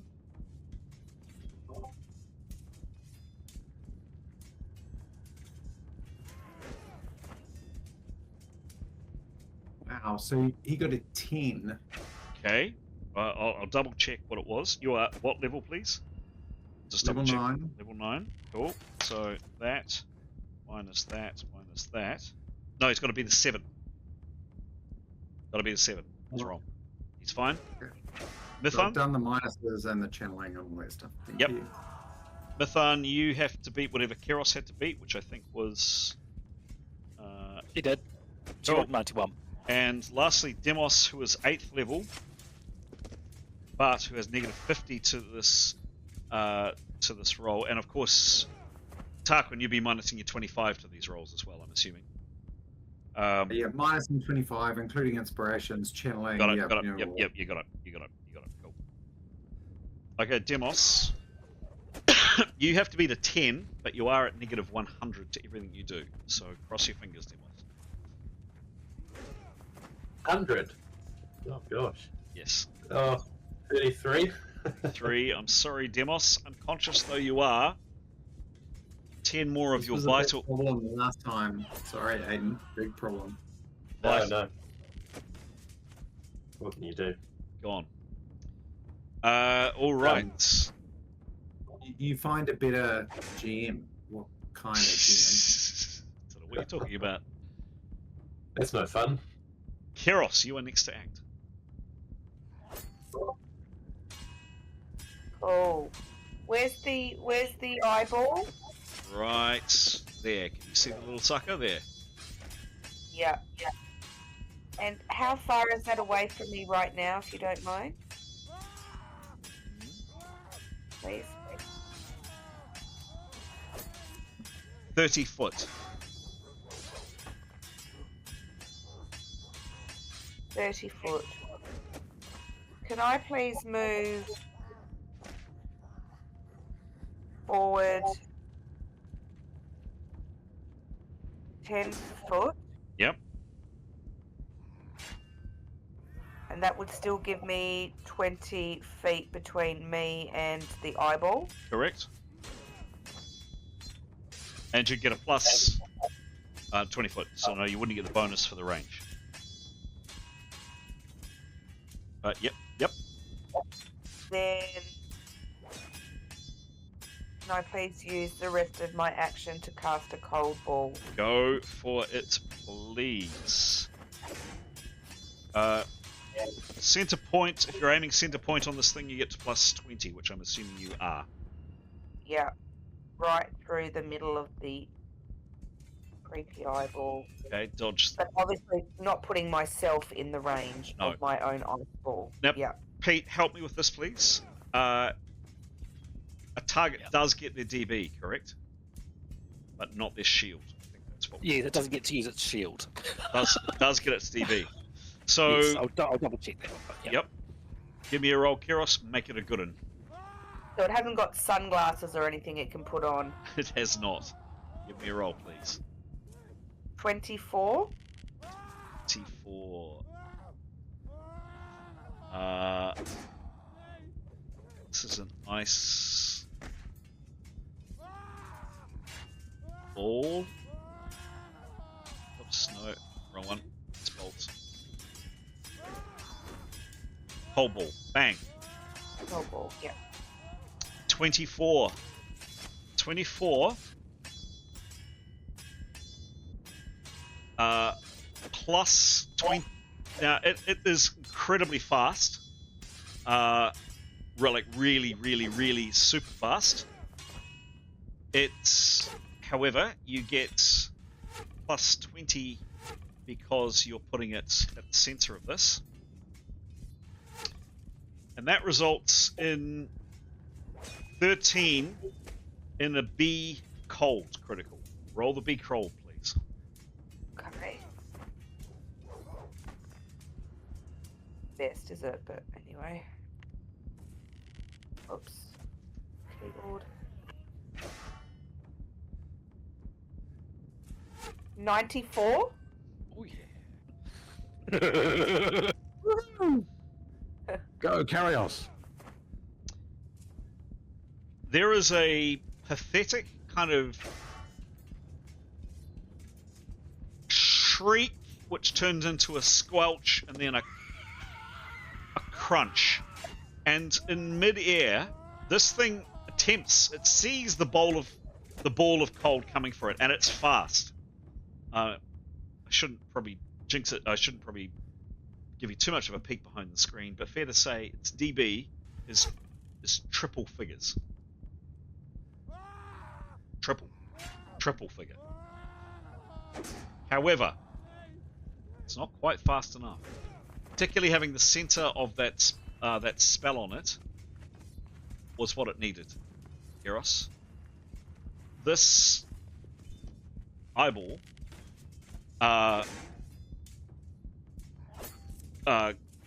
squelches and then just pauses for a mid-second, and you just see the frost completely and ice completely over it, completely cover this thing. It freezes for a second, its wings kind of curl up, and it drops and shatters on the ground. Huzzah. That definitely is call for a huzzah. Phew. I don't have my horn ready. Where is it? I can't play these ones, but that definitely needs a yay or a something from somebody. Nice work, Keros. I need to look at my little book now to find out what happens. So killed? Not killed. Oh. Not killed, unfortunately. I thought that's where we were going. Hmm.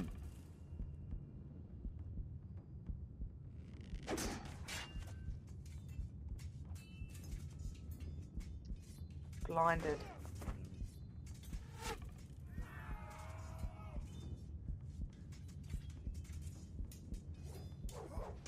Oh. Interesting. What was the result again? 94? 94, thank you.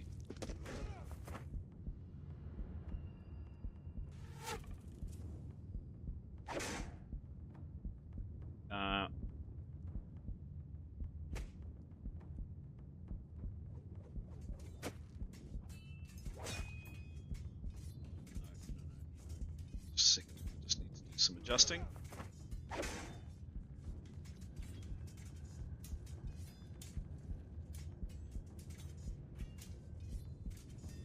cold crit on 94.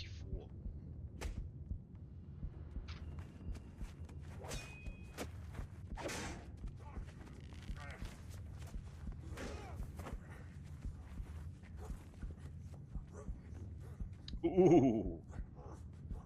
Ooh.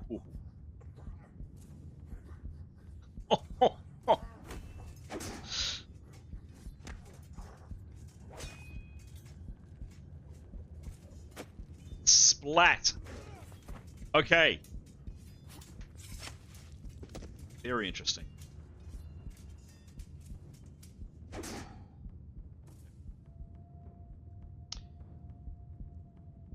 Keros, you squish this thing, it collapses, and it falls to the ground and shatters right there.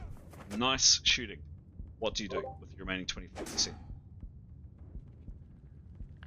Like, is it in pieces? Like, is the eyeball no more eyeball? Yeah, it's frozen solid, and then it hit the ground, and it just shattered into pieces. Yeah, it's no longer intact. So it's dead? Sorry? It's a dead eyeball? Sure, it doesn't look like it's moving. Yeah, it looks pretty dead.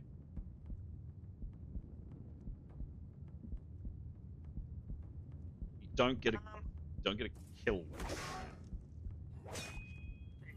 I do with a shattered eyeball. I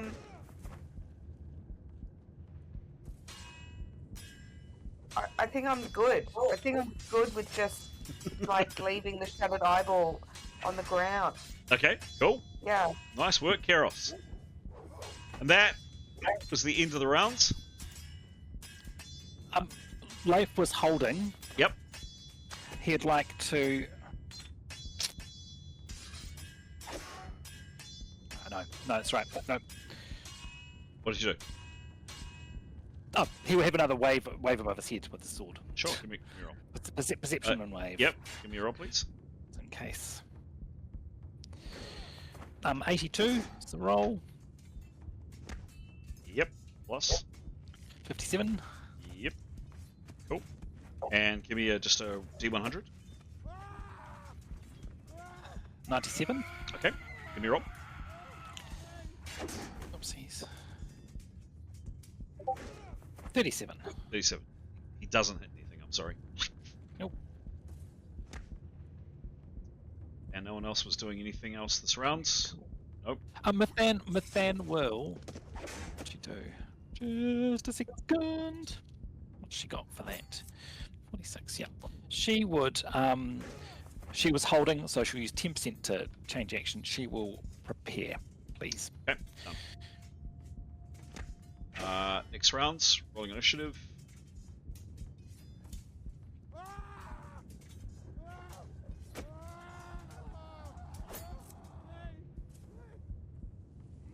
Leif, your first to act.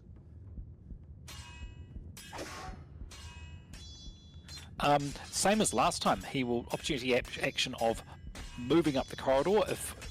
So he'll say, do we need to move? If no response, he'll do his attack in the air. Done.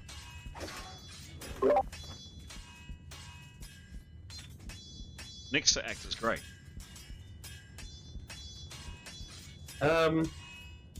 Gray's gonna keep loading his crossbow, but he'd just like to say, "Nice one, Keros." Give a little wink. Nice. So the target's Pretty gone. impressive. He continues loading. Done, and a bit of a nudge and a wink to his girlfriend. Can you say girlfriend? Friend? I mean, Friend. he'd love to, but he's too afraid to ask. Okay. He's just hopeful. Okay. Mithan, what are you doing? She will move to get it. What's she done? One round prep. She will. Just give me a second. Sorry. Where's my sheet? One round prep is what? -15. She will risk it. She would like to go and try and heal Demos of hits. Okay. Yeah. Okay. Her reasoning is he's collapsed. Perhaps you could get him back to life and he can move himself if we need to move. But it's not great. Not a great plan. But Sure. Give me a roll, please. Oh, yeah, 60. 60. She's prepared for 1 round. She's fine. The spell does go off. Healing spell, bang. How many hits does she heal, Demos, please? 18. 18. Nice. Demos, you were on 13. You are now, your eyes open, and you are on 5 hit points. I always figure it's a bit of a weird one with the fan sort of looming. Whenever she heals someone, wakes. Exactly, she's not someone you want to get too close to. No. We're sure the bedside manner is fantastic, though. Yeah. Any? And with the remaining. And sorry, just if she would help him to his feet, if that's what he wants to do, basically. Okay. Let's see what he wants to do on his turn. Sure thing. Great. Again, heavily muffled as these crashing kind of crunching noise, probably louder, and yeah, bits of timber, very very muffled. You only catch very very faintly.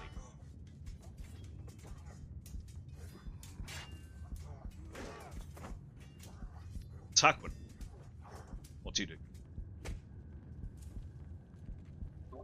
I just want to check I'm not gaming the game here. So he knows what's... He knows what? He knows what's happened to Neathanol.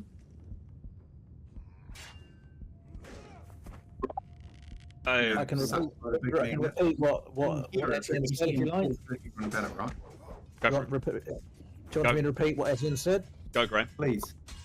So, you heard an exclamation, obviously a big crash, and you will have heard Neathanol say, "Death magnet," and then Etienne describe what he saw, which was Neathanol getting towards the end of the corridor and then being sucked in through the door itself, smashing through the door onto a plate of some sort behind, possible spiky things, difficult to see from a distance, but literally was picked off her feet.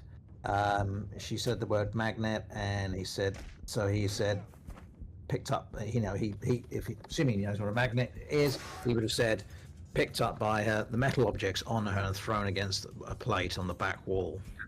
Thank you. Helpful. So, what Etienne's going to do, and I need your help about how much he can do in a round, Chris. He's going to divest himself of everything metal, take off his pack, take his daggers out of his belt and boot, which I presume has no metal in it. His rope isn't metal. I think he has nothing else on the person that is metal. He wears no earrings. Coins. He'll take off. Pardon? Coins. Well, they're in his bag. They're not on his person. Okay.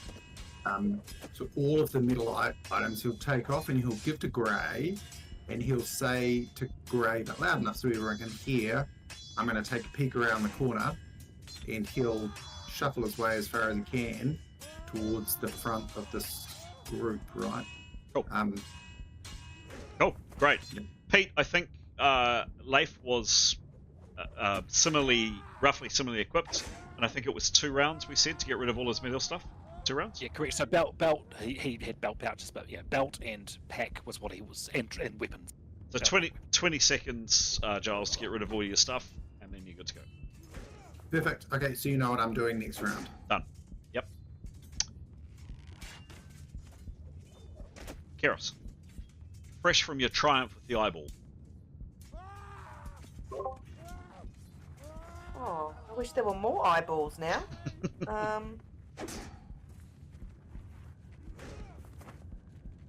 Should she just do another cold ball, or what does she do?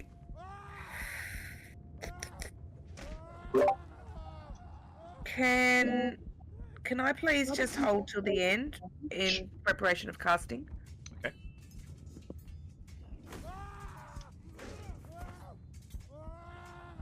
Etienne. Is that okay? Yeah. Yes. Okay. Etienne is preparing. Cool. For a second round. Yep. And we'll perceive with the remaining. Yep. Give me a roll. 5. It could be amazing. Could be. Could be. 27. Okay. He doesn't see or hear anything. And he's preparing. Demos, you have just woken to Mythan's face kind of right in your face, which is alarming. You're feeling awful. You're on 5 hit points. What do you want to do? Be like, mother. And then,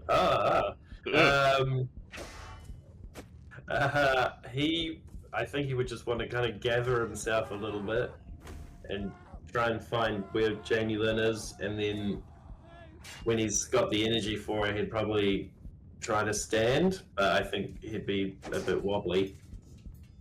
Cool. So Mythan, you give him a hand.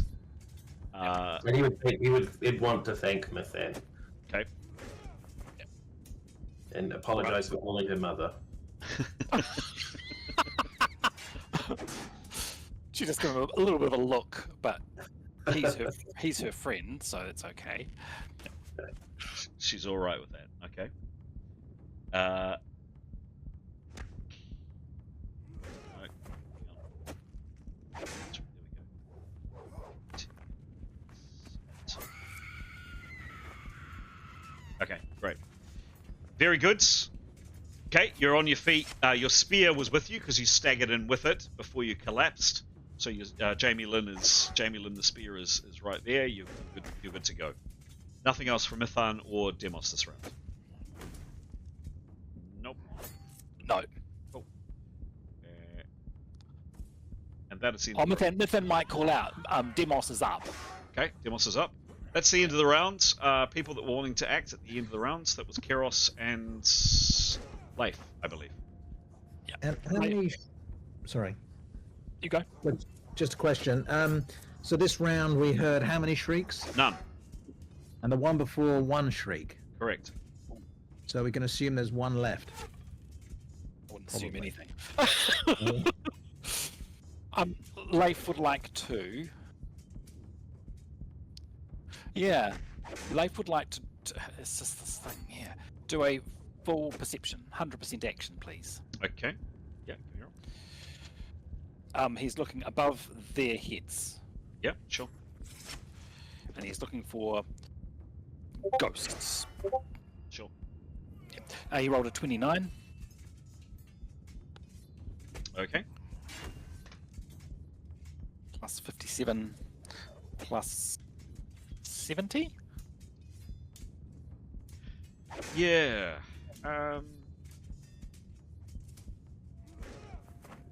Yeah. Yes. We'll go with that. Yeah. No. Look, he has a really kind of started that thinking, and I'm still not sure. Anyway, doesn't matter. He has a really good look around. He spends the entire time looking, checking out everything. He doesn't see anything. Doesn't notice anything. I'm sorry. It's his round. Cool. That all good. Keros.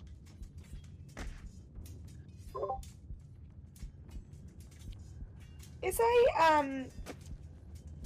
in ice law, a wall of cold, does it have to be like a wall normally is, or could it be an upside down wall? What's the description? I always ask this. What's the description of the spell, please? Creates a wall of intensely cold mist up to 10 by 10 by 1. Anyone passing through takes an A cold critical. The mist will not move with the wind. So that's your answer. Could it be a wall above my head though, like lying flat, like a ceiling wall? Well, you're not on the upside down. Surely you can cast in any of 3 dimensions. Like, can I cast a wall but it's like a ceiling? Okay, read. Let's hear the description for the second time, please. Now thinking with that head on. Wall of cold creates a wall of intensely cold mist up to 10 by 10 by 1. Anyone passing through takes an A cold critical. No RR. The mist will not move with the wind. Yeah. I'm I am going to say a wall in this game, in the mechanics of Rolemaster, means a wall, as in a wall in a house. I'm sorry, no. Pete? Oh, just a reminder. When we were in the in between, we did cast a horizontal wall over the Yep, dead we did. creature pit. Wrong. Yep, cool. Wrong. Okay, cool. Okay. Can she please also? Can she do a full perception too? Then Sure thing. Give me a roll. she can't do a ceiling wall. Semantic. 27. And Roll again. but yep. Oh, general perception's 35. But yep, one.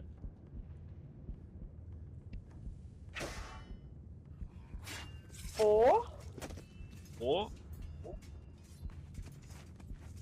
plus 27. Yeah.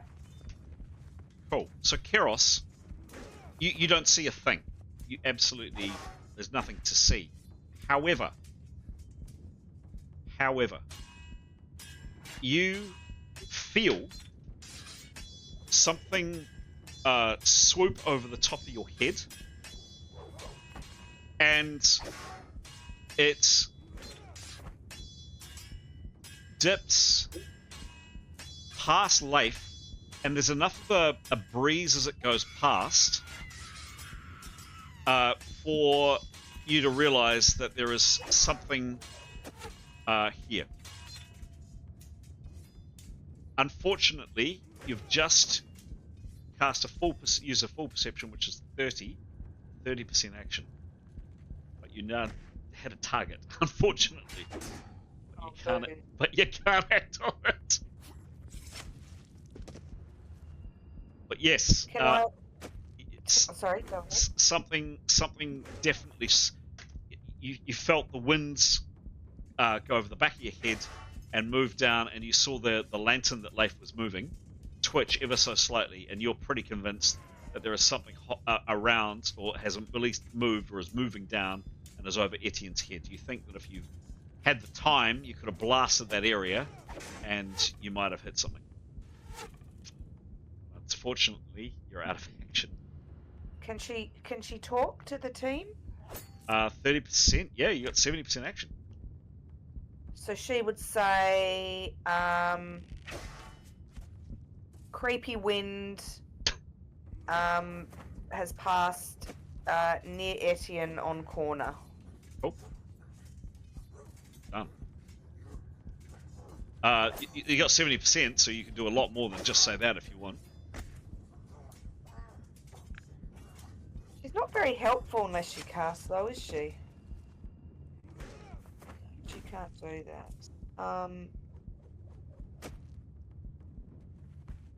No. Sorry. Okay. Yeah, that's not helpful. Yep. Okay. There's no one else acting this round, so we're moving into the next rounds. Rolling initiative.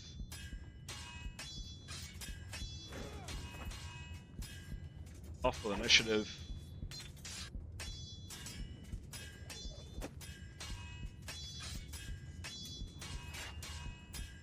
It's weird. Oh, I didn't end the round.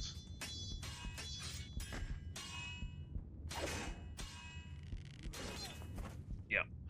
Initiative.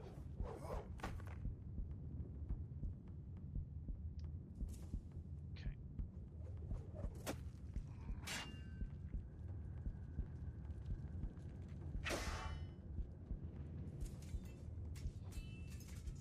For those close to the earth wall, a bit of earth at the top kind of starts shifting down. Something's clawing at it from the other side, or trying to move it from the other side. Right. Hello.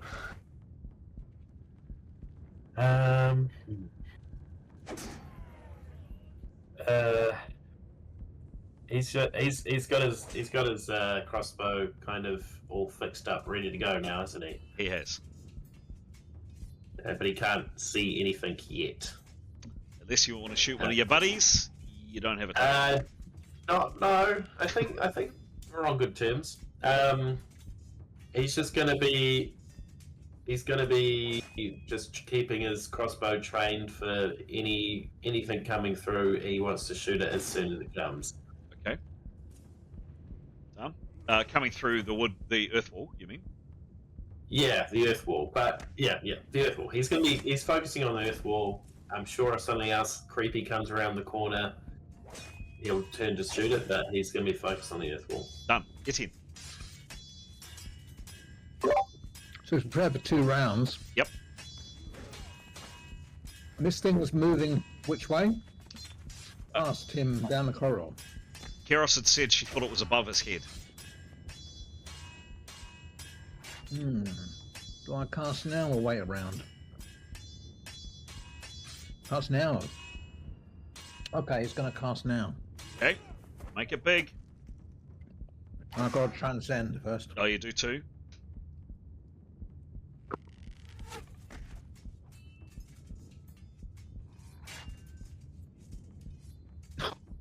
Let's not repeat this, shall we? So he's successfully transcended and some. Yep. It's got to be for the spell, not the transcend Okay, armor. and I think it's that. When you're ready to roll, make it a good one. Go for it. Yeah, so let's not go low again. Let's go high. Let's Okay. focus on high. Okay. 52. 52. And he's obviously speculating and doing his moonwalk or whatever he needs to do. Yep. 52 52 plus 15. There was another modifier on that as well. yeah, so he's got so yeah, there's plus 15 for wavering, and then his waving and making noises. Yep. And then he's got a plus 34 for his channeling. Does that work?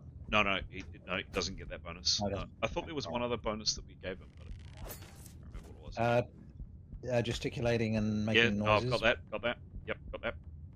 He doesn't get base spells, so that is it. That is it. Okay. So it's a result of that. And you are... Does he get range? Give me a roll, Etienne.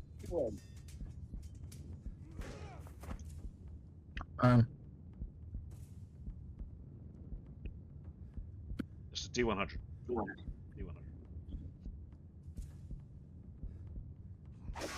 Where's your chips? Okay.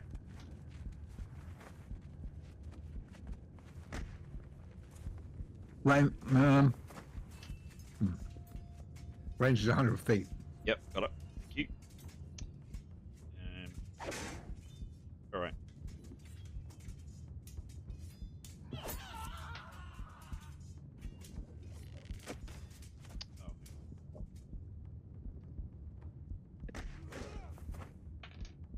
Okay.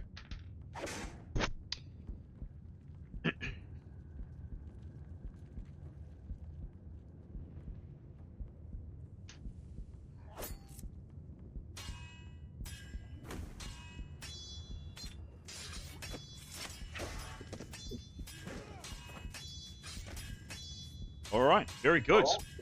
Spell definitely goes off. Let's do spell sound effects because hey, we should. I think it was the spell.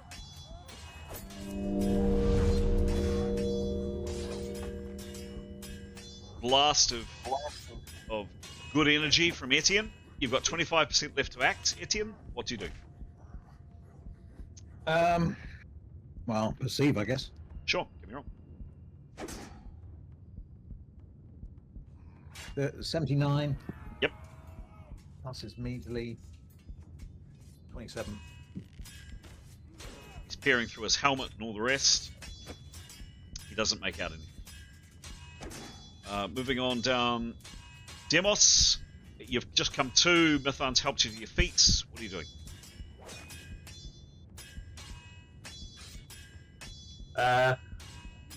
Whereabouts? Sorry, I'm just trying to see where he is. Is he still in that little? He's still in his closet. He'd like to come out of the closet.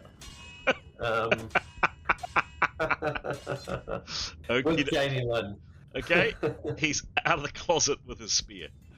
Yeah. Cool. Jamie Lynn has helped him come out, Yep. and so he would like to. He'd like to come see the party, and I don't know if he heard anything about the ghosts kind of flying above anyone's heads, but he's happy to give them a poke if he can see them. Okay. Where does he move to, please? So Tarquin is wedged up here, nearly stepping on that lantern. Yeah, I think he'd just like to come to the doorway of that room and just kind of just have a look. Okay. He doesn't want to get too close to anything, really. So But yeah. Tarquin's shedding all of his metal stuff. Anything else that Demos is doing? Shaking. Shaking. Yep. He's on five hits. He's not in great shape. Not doing much. Oh. Tarquin, second round removing stuff. Next round you're able to act. Leif. Leif would like another perception, please. He'll use.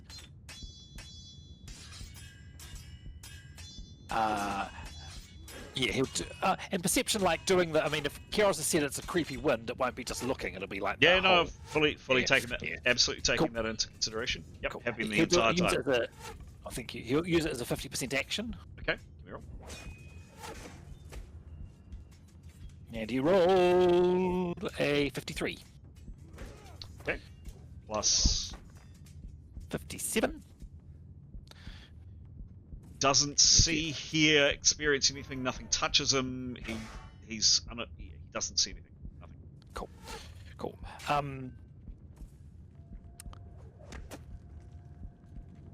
He will do. He'll wait to the end of the round and do a 50% attack then. Okay. Done.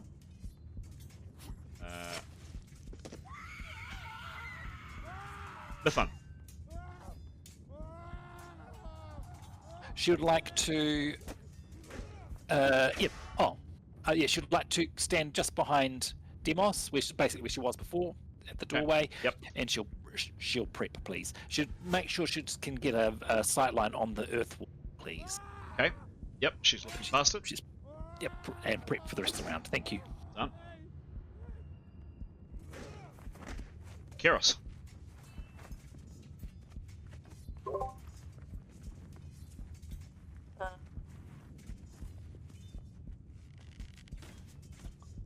She wants to start shooting, but there's so many people in the way.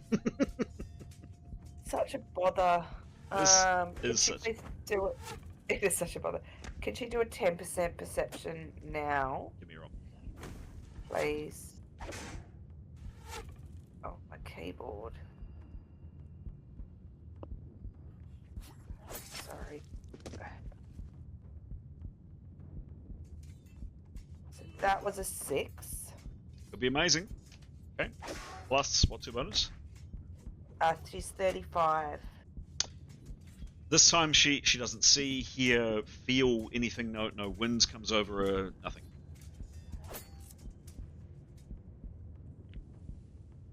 She just wants to set everything on fire, but she won't. Can she hold the rest of her action till the end, potentially casting? Yeah, sure. Thank you.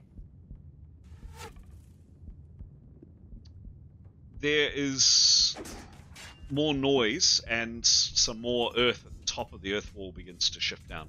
And it trickles down. Some of it rolls down and spills out of here. There's something definitely attempting to come through the other side of that earth.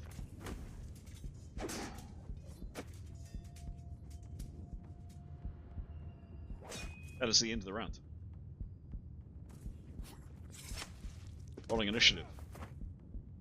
Oh, sorry. Back to people that wanted to close up an action. So, Kieros, did you want to cast, and Leif, you wanted to make a swing? Oh, sorry, I didn't realise we were so close to the end. No, she's not going to do anything back there. Okay. Leif? Just for tradition, Leif will do his sure. do his sword waving. Give me a roll. D100. Nope, that's a 10. Oh, what the 99? 99. Roll again. Yep. Oopsies. D100. Plus 44. It's 44. Plus 50% of his skill. Which is 59. Plus 59. Okay. This is just pure dumb luck roll, Pete. Can you just give me a D100, please? Pure. Do I want high or low? Oh, no, you can't tell me. 9. Holy shit. Hang on. Can you read that out to me again, please? What did you roll? Rolled a 99. Yes, plus. 44. Yes, plus. 59. Is a skill.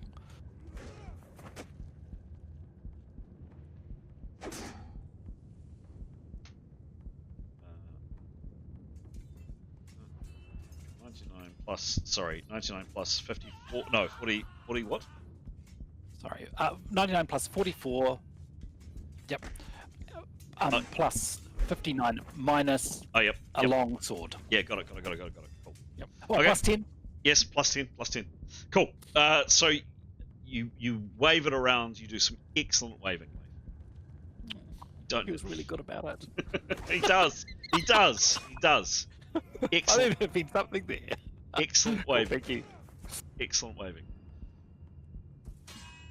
Next round, or the beginning of that round.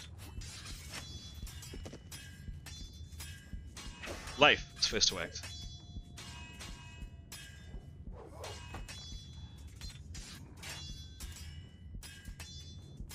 He will.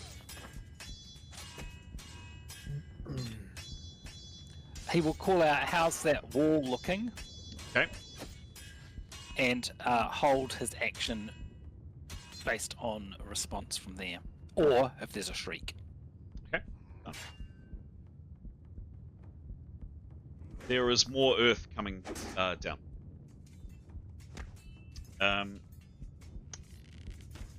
Great. What are you doing? You've got your crossbow, you've got it aiming at the wall as kind of stuff is beginning to trickle down. You can see the packed earth kind of shaking, and no longer the smacking sound on wood, but there's something kind of pulling and tearing at this earth on the other side. Yeah, he'd like to hold for a moment where he can see something clearly. Yep. And he's going to fire as soon as he sees something. Done. Point blank, basically point blank range. Yeah. Etienne. He'll continue to prepare.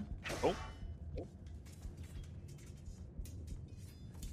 Tarquin, you have relieved yourself of all metal objects. What are you doing, please?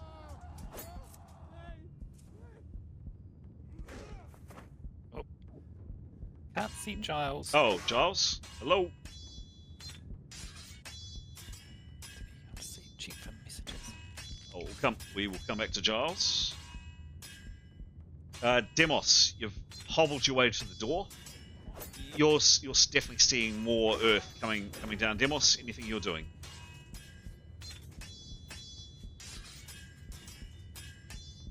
Demos. Yes.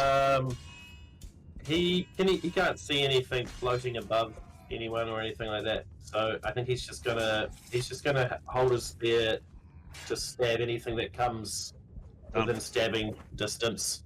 Done. Thank you. Back to Tarquin. Tarquin, you've now relieved yourself of all metal objects. What are you doing? How much of this action do I have? A whole 10 seconds? Yes. So he's going to tell people what he's going to do is go peek around the corner and then step around the corner to see what's around there. And he's going to, unless other people say things to prevent him, he will start to move, down the conga line. He will stop if he's got enough movement. He'll stop before he reaches Karios. Okay. Because if Karios says, "I'm going to fire another ice bolt," he doesn't want to get hit, right? Sure. So he will not let himself go further. But so long as Karios is like, "I'm not going to blast the tunnel," he'll So keep going. saying it's very narrow and confined in here. You've got to kind of shuffle past people. I think I've been saying moving past one person each turn. Yeah, Although, but he knows. although, He's- hang on, finish please. Etienne, you specifically said, I remember you specifically saying you moved up with your back up against the wall to allow others, so you squeeze past both Grey, you squeeze past Etienne. You're currently there, Tarquin. Okay, thank you. I think he was already past Grey. Busy cuddling him and giving him his medal. At his back. But Yes. I'm I'm happy with that. If Yep, that's no, what it is. he was. And obviously, Leif in Karios knows what he's doing because he's told them. Yep, cool. So he's Thanks. moving down the line. Done. Mithun.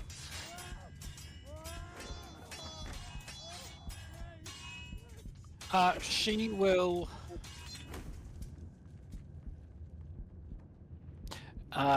cast another healing spell on Demos. Okay. She's prepared 1 round. Yep.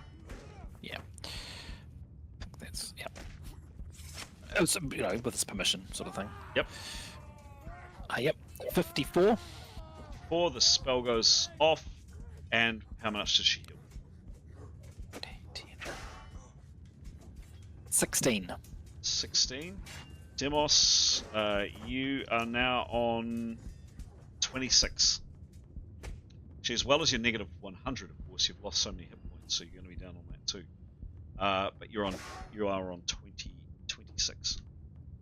Pain in your leg is all. 25% left action, Mithun. What are you doing? She will call out earth. Something's breaking through the earth wall. Shall we prepare to defend it?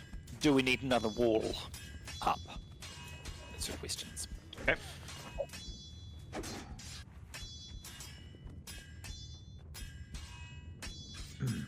Yeah, Okay. unless you healing. If people want to shout either a word or a couple of words to respond, and then Keros last person to act.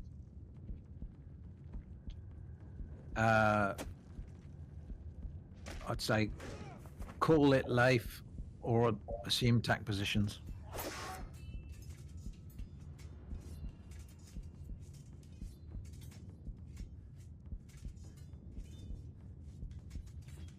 Happy for a few words rather than like a massive discussion, but a few words if you want to have a quick conflab. Well, basically, do we put up another wall in order to heal people, or to let them come through and attack them now? That's the basic choice, isn't it?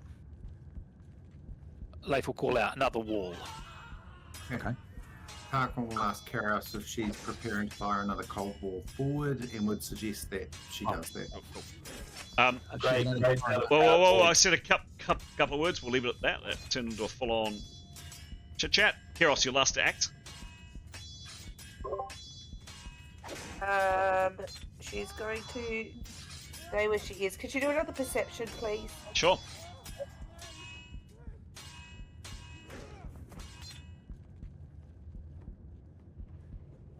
Um, 22 22. Sure.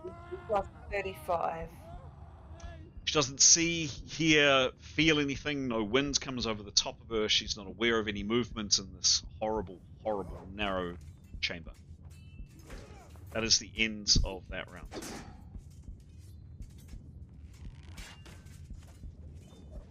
Rolling initiative.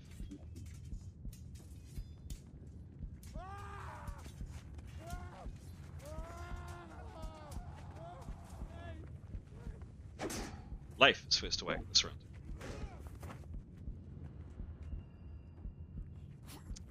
He will.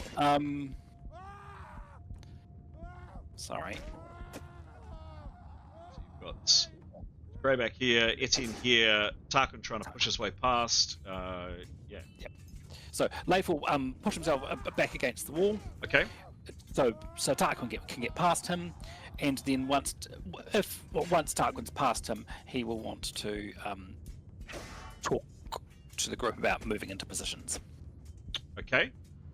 and perhaps move himself. Okay. Once Tarquin moves past you, time to have that conversation. Yep, great, thank you. Speaking of Tarquin, you're next to act, Tarquin. So what Tarquin is going to do is a little bit dependent on Karios, really. So he will move forward to be directly behind Karios. And then essentially this is opportunity action. He will continue to move towards the edge of the U, but he won't move until Karios has cast further Ice Bolt, Firebolt, or anything in the forward direction to see if anything's there.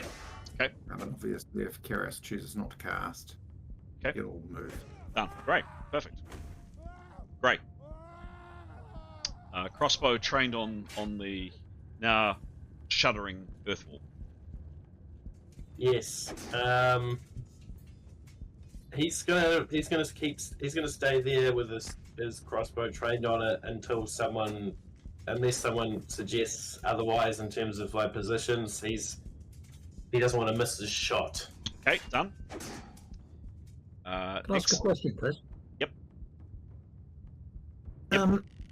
With this, obviously, I just want to check on space. Yes. Would I be correct in saying that if Grey moved into that corner, and you could get another character fighting whatever came through, potentially attacking whatever came through that door? Oh, in other words, if there was a foe here. Yeah, and Grey moved into the corner instead of the lantern. No. The tunnel's too narrow. One person abreast. Definitely not. With the only exception would be with a long weapon. The only exception would be with a long weapon. Sorry. The corner doesn't afford anything. It doesn't. Too narrow. So in other words, and the doorway is the same? Into the little room? If one person stood here and one person stood here, if there was a foe here, then yes, there would be 2 attacks on the foe. Right, just 2.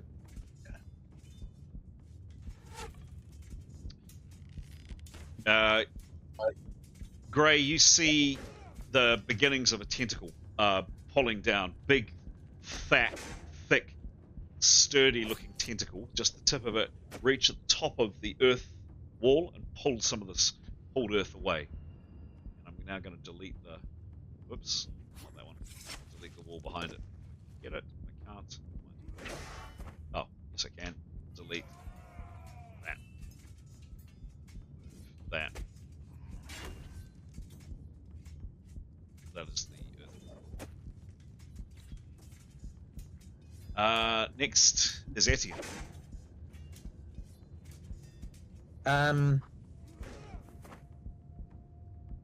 He's had 2 rounds casting, right? Prepping, yes. Prepping, yeah. Sorry. There hasn't been a shriek for 2 rounds, 3 rounds. 2 rounds. That's good. He will.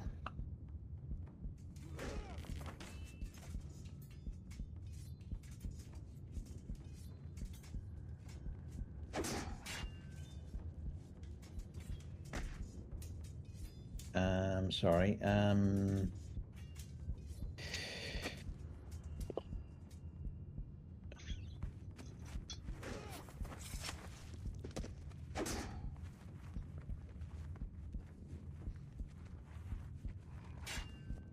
Yeah, I think, okay, he's going to get ready for battle. There's been no shrieks for 2 rounds, right? Correct. So the shriekers are gone. I think we can assume. He will wait to the end of the round to cast, and then cast at the end of the round. Okay. Just in case something else happens. And that something else would be... Yes. Shrieker. Shrieker, cool. Keros, you're next.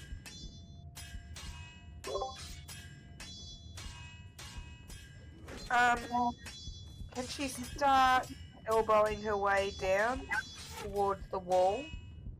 Like how? It's one abreast, you say? Yeah, I mean, if Tarquin's going this way, you're going this way, you can kind of pass each other. And I'd give you the ability to squeeze past Leif until he's pulled his way back, so I'd say you could move there. Tarquin, you've still got some action if you wanted to move, by the way. You could get past Leif And actually, Etienne said he had to move to one side, so you could get next to Grey, snuggle up next to Grey if you wanted to. That's nice. Yeah, Is she protected by the corner there, or is she in full? she's kind of the counters won't allow it. I'd say she's kind of standing there. So she's tucked away from the line of sight from the wood wall. No, she would be seen from the wood wall.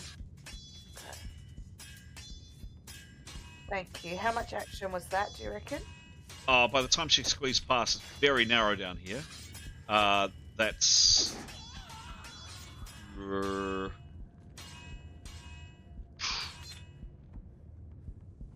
call that 75% action by the time that you and Tarquin squeeze past each other, and you squeeze past both Leif and Etienne, who were deliberately making space for you. Call it 50% action. Okay, thank you. And that wall, does that go all the way up to the ceiling? Yes. Or is there a gap? Well, there is now a gap, and you see a horrible black tentacle coming through and something occasionally coming down and pulling down bits of the earth. So other than the hole at the top where this tentacle is pulling it down, yes, it does go to the ceiling.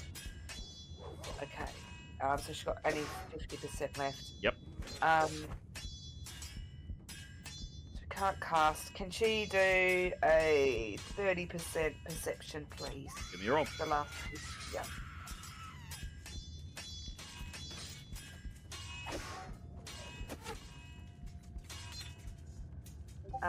34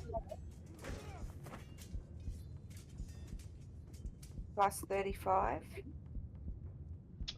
She can't see or hear any.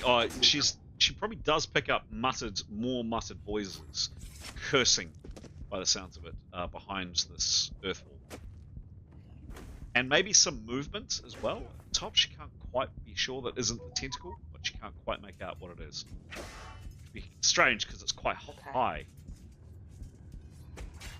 So this tentacle is up high, and there's kind of movement behind the tentacle or something as well. But she only, there's only kind of that much of a hole at the top. It's really hard to see. It's dark in there. Okay. Can hang on. Question. Hang on. Just a second. We're going back to Tarquin. You were waiting for an opportunity action for Keros to do something. What do you do with your manual? Yeah, thank you. So the opportunity action, as exactly as described, right up the. Clearly got no middle on him at all. Yep. Yeah, no, that's not quite right, Chris. So just a little bit back, so he's around the corner. So, yep.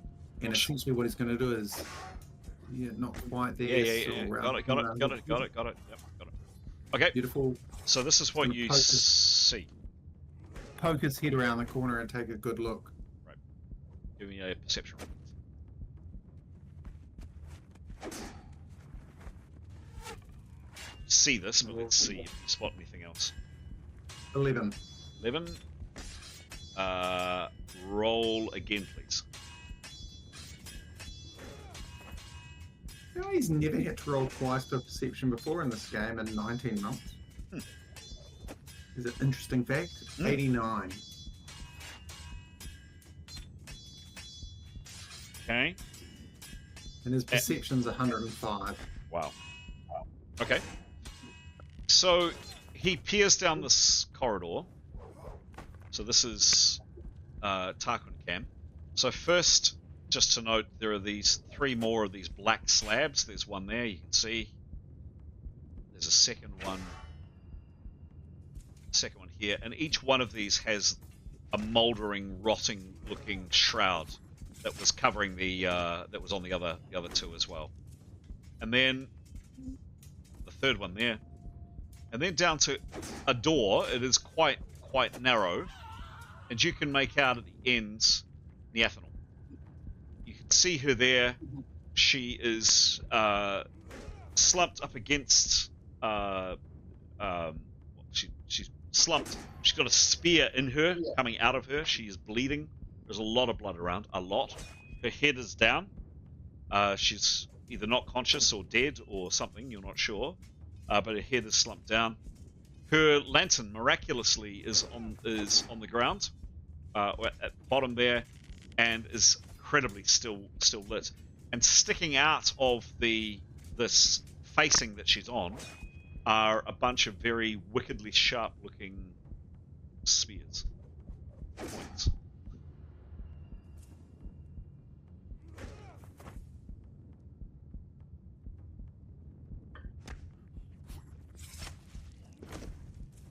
Do I see anything else? Sense anything else? Get worried about anything else? I don't know. I don't know about being worried. This is all perfectly normal for you guys, isn't it? Like, she looks like she's being wasted, but... Okay, can I interrogate my memory and Demon and Devil Lore to see if there's anything here except just, a nasty trap? Sure. You're 10% action. So pause and think.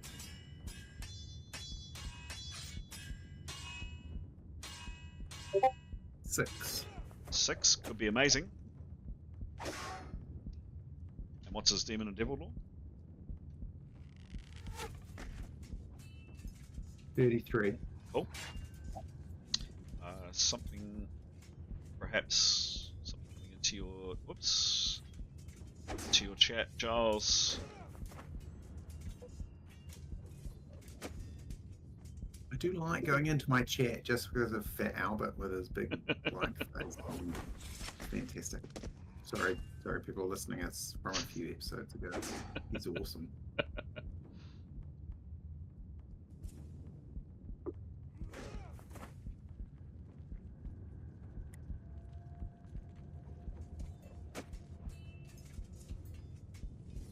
Just while I'm waiting for you to type, Chris, just speaking to others, mostly Graham, did Nathaniel go round the corner here, or did you poke your head round and get sucked in, or is that kind of detail not something? Do you want me to repeat what Tarquin knows? Yes, please. So where you are standing now is where Etienne was standing on the corner, right? So that's where he observed what you're observing. You were further down the corridor. And what he said is that you heard a crash and you heard Nathaniel shout, "Death Magnet." Etienne explained that she had been picked off her feet as she got towards the end of the corridor and thrown against a plate at the end. He said something about it being metal that had sucked her in. Will I have any action left, Chris? How far did you? Hang on a sec. Got 65 meters. I probably walked about 20 or 30. I think I probably got 40% action left. Yeah, I'll give you 30 left. Yep, with your thinking as well. So he's going to turn to others and say, Tarquin. He's going to say, Nathaniel's impaled. I'm metal free. Nothing's affected me. I want to go to her. Can someone come and stand point? I'm going to rescue her and bring her back. That's the message he's going to give to his crew. There's no shrieking. There's nothing affecting me here. Okay, let's see who responds.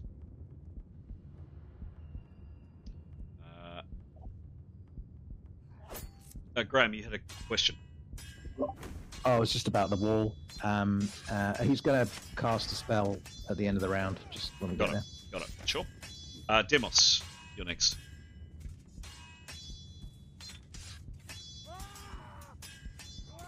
Well, Demos isn't going to go walking down the hallway.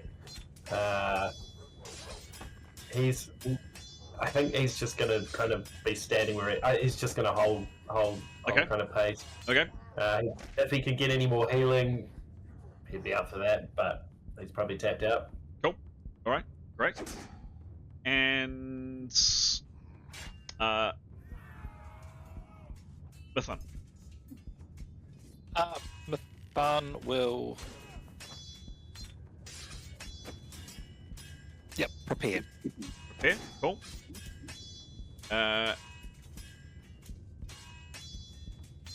That is the end of the rounds. Etienne, you wanted to cast? Yeah, coming. Yeah, you wanted to cast. All right, I have to jump in because if I miss it, I miss it. Cool. He'd like to cast, please. transcending first. Sure thing. Give me a roll. Yep, 25. 25. Cool. And then a cast. Yep. Give me a roll. 64. 64. Yep. The spell goes off. So he's casting he's recasting because those 8 rounds are probably nearly out. Yes. Yes, they would have. Oh, they would have definitely. Yes. So he's recasting inspiration. So everybody, well, he'll as part of the incantation, he will say something along the lines of, "Join with me now, trample and burn this abomination. To unclouded glory, friends, for love, for peace, for life." Excellent. And he will cast inspirations on everyone to accompany those words, so everyone has plus 10. What range is that, please? That is, it won't get Tarpon. Yeah. That is, I believe, 50 feet. Oh, might be more. Hang on.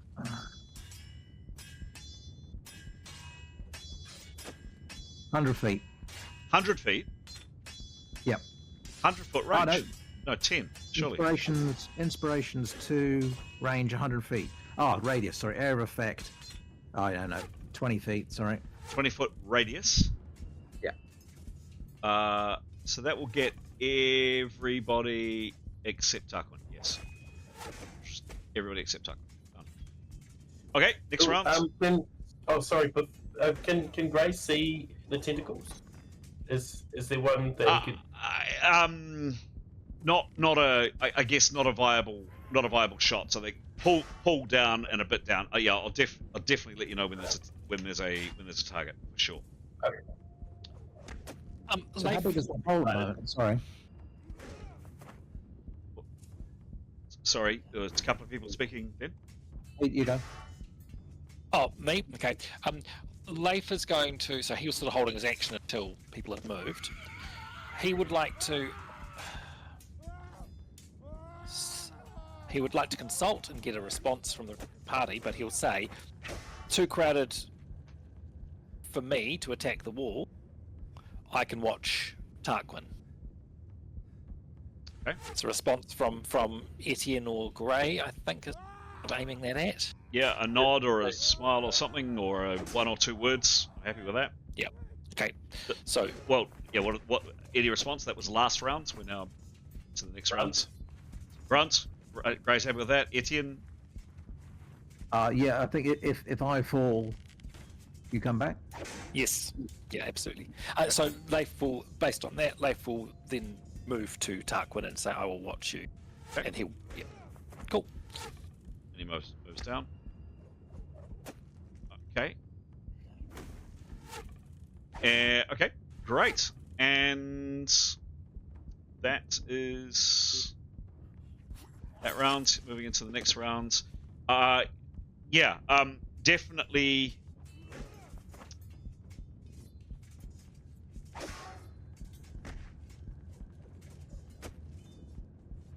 How to do this? Yes, so a chunk of the wall comes down, and just check quickly.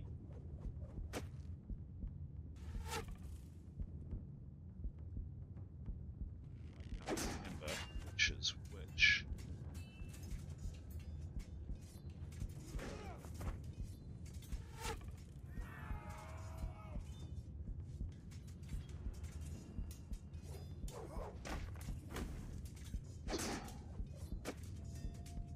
Great.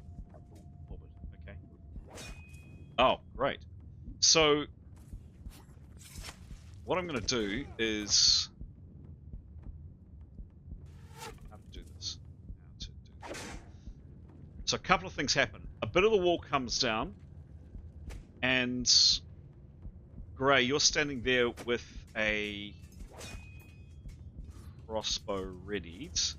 Not your turn yet. So, this is what happens.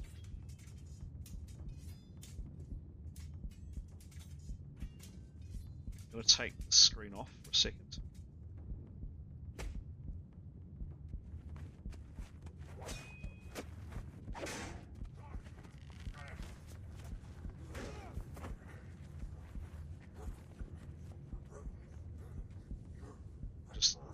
just take a minute or so, guys.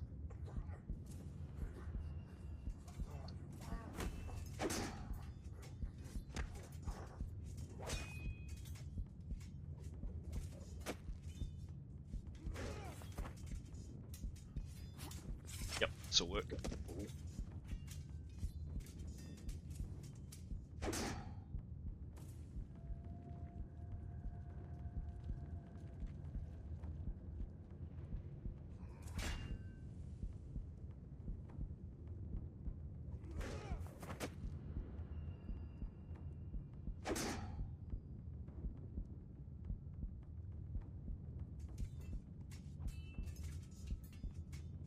Yeah, perfect.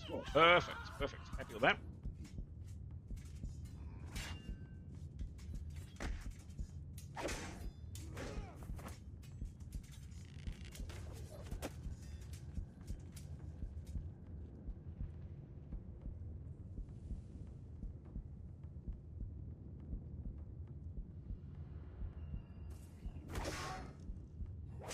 So Keros, Etienne, Demos, Mython, and Grey. You hear the sounds of the wall coming down, and I guess you're probably quite fixated in it. And what happens is a chunk of the wall comes down. Not a lot. You can see on screen, maybe that much. Demos, from your angle.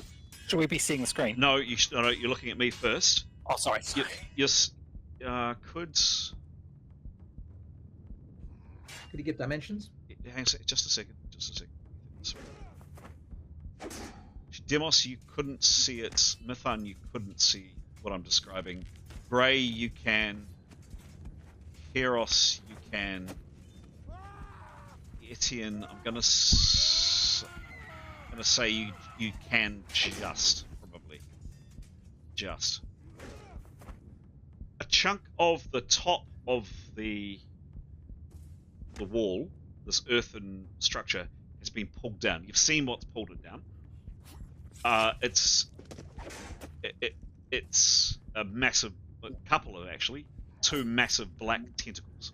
The majority of the wall, other than the top, call it kind of that much, call it 3 feet at the top, is still intact. So the majority of the wall is there. I call it the top, say 3 feet of the wall has been pulled down.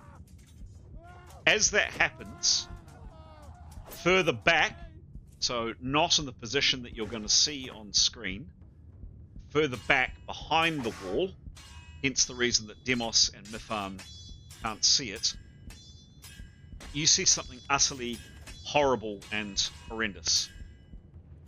Upside down on horrifically elongated legs,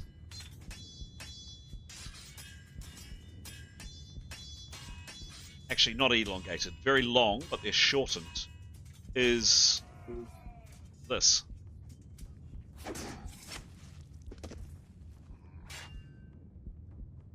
And this thing is here, so he's not that height, and the legs have come up and he's up on the ceiling.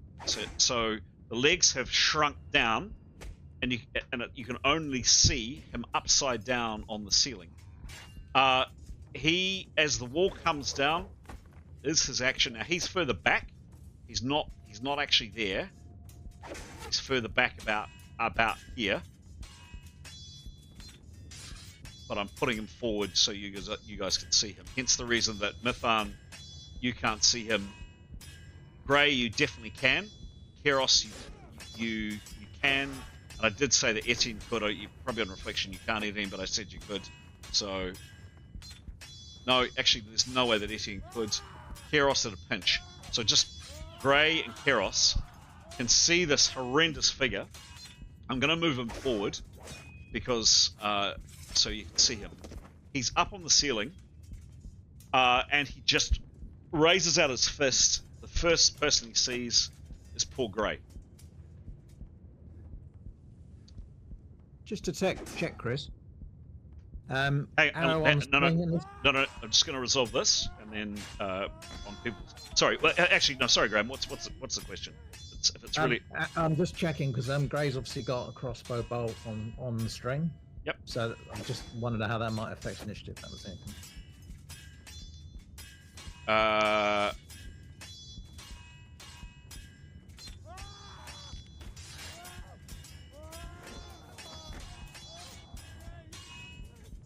He's actually pointing it at the hole, Yeah. right?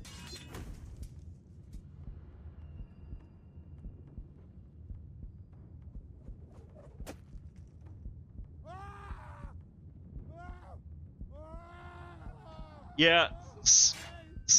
Sorry, I am gonna say, and yep, I shouldn't sometimes remind people if you've got a ready bow. We've been playing the rule for a long time now. If you've got a ready bow, Gray does have a ready bow. He does. He absolutely does. But you do need to remind me, and that does need to come into the initiative order. So, Chris, we'd have to constantly interrupt you there, wouldn't we, if you did that? We just started the round, and you've described what happened. We haven't had a chance to say anything yet. We'll have to keep interrupting you to do stuff like that, though, won't we? I mean, we'll have to. How would we? yeah. How So would we get I do say we're about to start a new round, and that is the time to tell me what's fair. I mean, I want to play what's fair. It is up to a character to tell me. Yeah.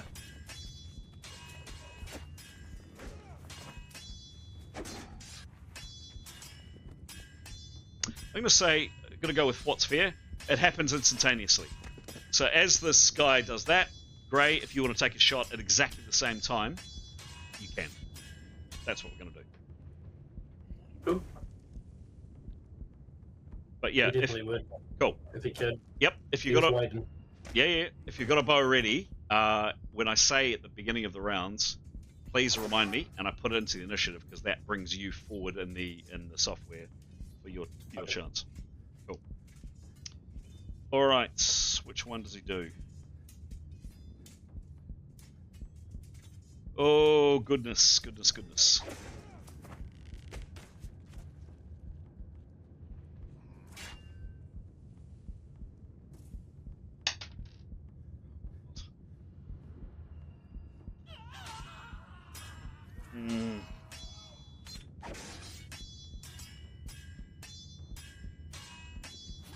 Actually, I don't feel comfortable doing this because this is just too nasty. Gray, can you please roll a...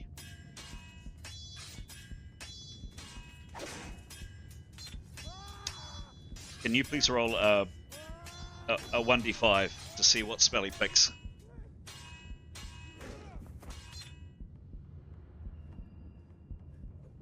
Oh, sorry.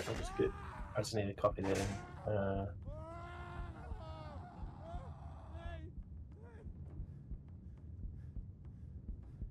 4?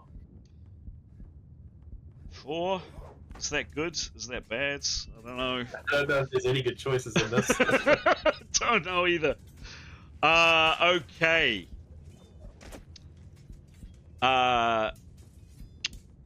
Okay. Firstly, let's do the. Let's do the crossbow bolt first.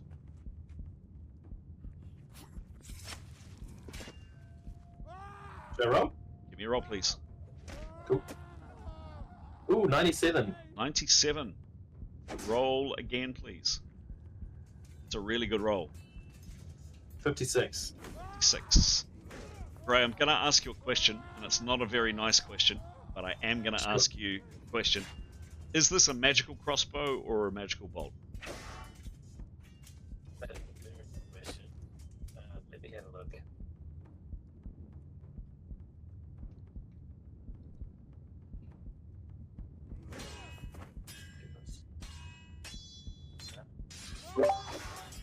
Don't forget your plus 10s, by the way. Plus 10. He's got a magic hand axe. Pretty Pretty sure it's not Grey. Sorry. I think it's just the classic, It is the classic. unfortunately. But he fired it with love. He did fire it So- with love, and it was a really, really, really good shot. It was. At least take an eye out. Yeah, this bolt just smacks into this thing's chest. It would have been a fatal shot. He keeps on trucking. Can he duck? I wish he could. I really wish he could. Okay. I am going to roll this attack roll in the open.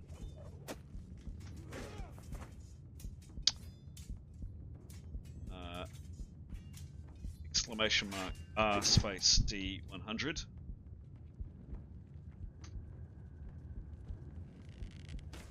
It's not good, but it's not bad. It's bang in the middle for Grey. In fact, Grey gets a bonus on this, except, hang on, has been preparing for a lot of rounds. Does he get that little 10 plus sort of? Yes, yeah, definitely. Definitely he'll get that, and that could make the difference. So that's a negative 15. You are what? Oh, this guy is.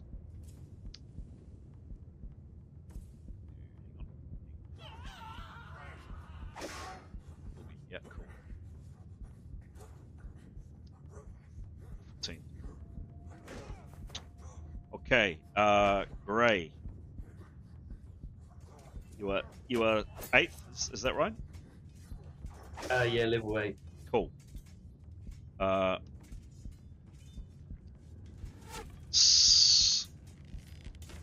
You need to beat Grey Roughwind using your channeling, and yes, your plus 10, courtesy very kindly given by Etienne. You need to beat a 49. Can you do that? Okay, well, his channeling's plus 2, Okay. so let's call it 47. Okay. 92. 92. Hey, that's Spider-Man. You want none of this, Grey. You want none of it. You give the mental middle finger to this thing, and you do not let the horrible thing that was going to happen to you happen. Nice work, Grey. Throw that stupid crossbow in the fire. Useless. Okay. This icky, nasty thing. What does it do? Oh, sorry. Is he allowed to shout anything out? Sure, he would have been waiting with his bow, but yeah, sure. Yep.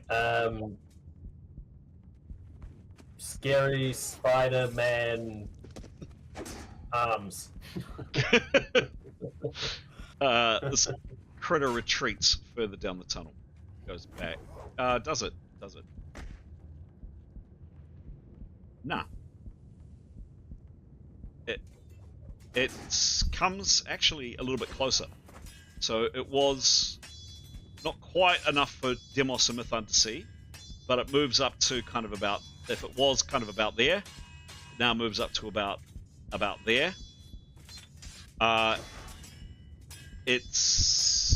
I'm putting it there just so you guys can see it. That's its action. You fired 50%.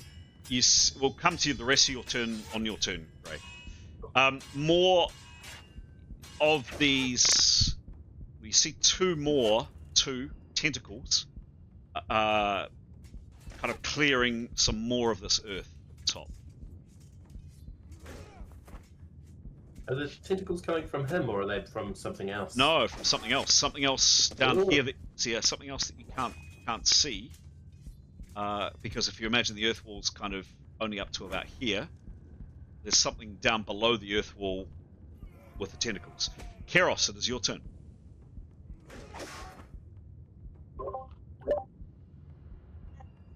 she please fire an ice bolt at it? She can fire an ice bolt at it. The distance that you're shooting through is only that, so I am going to penalise you for a smaller target, but she can do that. Give me a roll, please. Okay.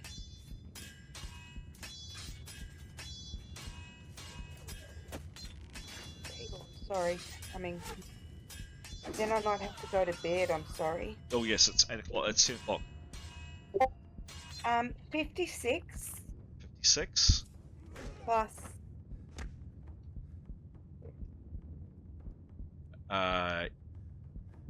Yep. 100, I believe. Plus 100. Yeah. It is a small aperture that you're going through, but that is a colossal Keros. 26 in an E impact. So even firing through a small space, even with a negative 20 to that shot, kaboom. Roll the E crit, please. Okay.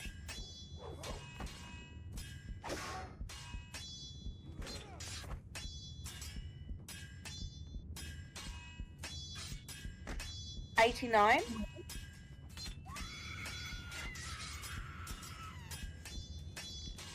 Whoa, nice one. Good rolling. There is a... What happens, Kiros? That was a fatal shot. What happens? Oh, no way. Woohoo! From her hands, teeny tiny ice spider webs come out, and they cover the whole spider creature, and it freezes and then shatters. And drops from the ceiling on the other side of the earth wall. That was killed. 14th level. Bloody hell. Cool. Amazing. Amazing. Nice one, Kiros. So good. Team support, group Well effort. played. Sorry, GM. With that kind of rolling, I think you can chuck victory in there, I reckon. Just finish them off. Gone. Poor Amazing. spider dude. Or Spidey. That's amazing. 14th level, wow. Might want to do your XP speed up. Yeah, maybe I will start doing that. Yeah, that was such a good move. We needed a bit of luck, well done. Keros, you've got 25% action for the remainder of it. Other than doing a happy dance, what else do you do?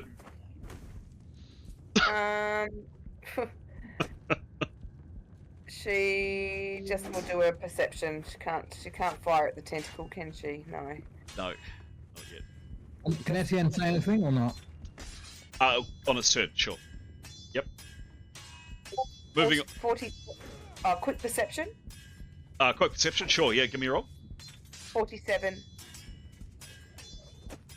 Plus 35.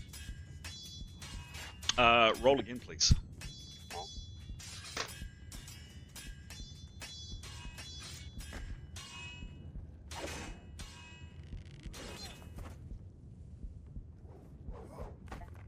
$86. Yep. What's her perception? 35. Okay. Keros, some information coming into your chat. Second. Oh, that was a quick perception as well. Okay. This will just take 1 second, and I'm conscious it's 10 o'clock, guys. I'm conscious we need to shut up shop. Just get through the rest of this rounds. But a little bit of information coming into Keros's channel. Okay. We can see. I thought I changed it. No, I didn't. Thanks, Pete. Thank you for your honesty, Pete. Keros, yes, I'm in Keros's channel. Yep.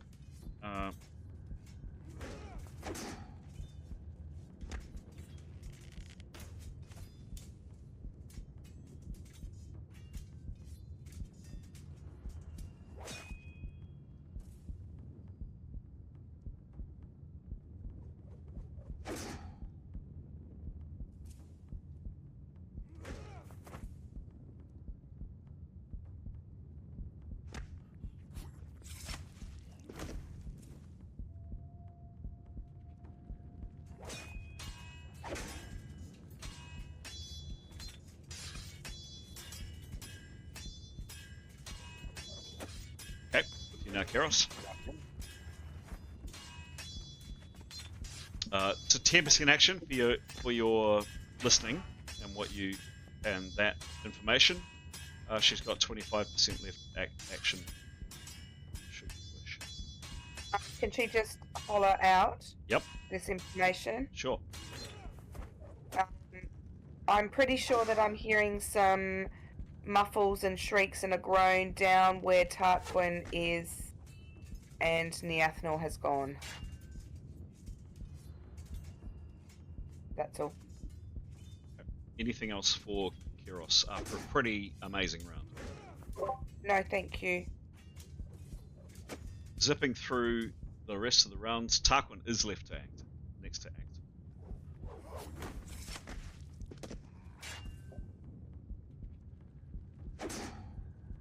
You've heard information that Keros has shared. Yeah, Tarquin's heard what Keros has said. Mm-hmm. Leaf is next to Tarquin. Mm-hmm. Alright, he's going to step around the corner and move down towards Nathan. Okay. At what speed? The distance is that's something like 50 foot. He's essentially going to cover as much distance as he can. He can move 65.8 feet and around. So he gets up to the doorway. What does he do when he gets to the doorway? Leif, you're obviously watching. He's going to perceive like crazy. Okay. He wants to know what he can see. Is there booby trap, shrieky things? Yep. You know, the Marshmallow Man. So he'll have to do that next round because he's used. Oh no, he could do a 10% perception. He's used everything. Yep. Okay, we'll leave him there. He's at the door, very close to being at the door. And yes, Neathanol is not in a good way. Night check, Chris. Is she obviously dead? The spear is kind of jutting out a part of her body, up on her shoulder. From memory, I'd have to check for it. Yeah. You don't know, to be sure. I mean, it's not through her chest. Can you remember the injury, Graham? Top of your head? No. Okay. But It's more that a dead person, you know, I mean, there's like literally no movement, everything's slack, blood pools, they look dead pretty quick. That's Undead people. that's what she looks like. Okay, thank you. obviously she called out Magnet Death. Leif, you were next. He's heard Kuros's. Yeah, say that too. He'd like to do a.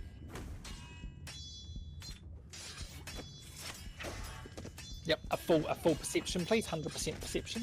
Okay. Having a good look around. Give me a roll, please. He rolled a 22. Thank you. Bonus of 57. Cool. Okay. You don't see or hear or feel anything, I'm afraid, Leif. Nothing.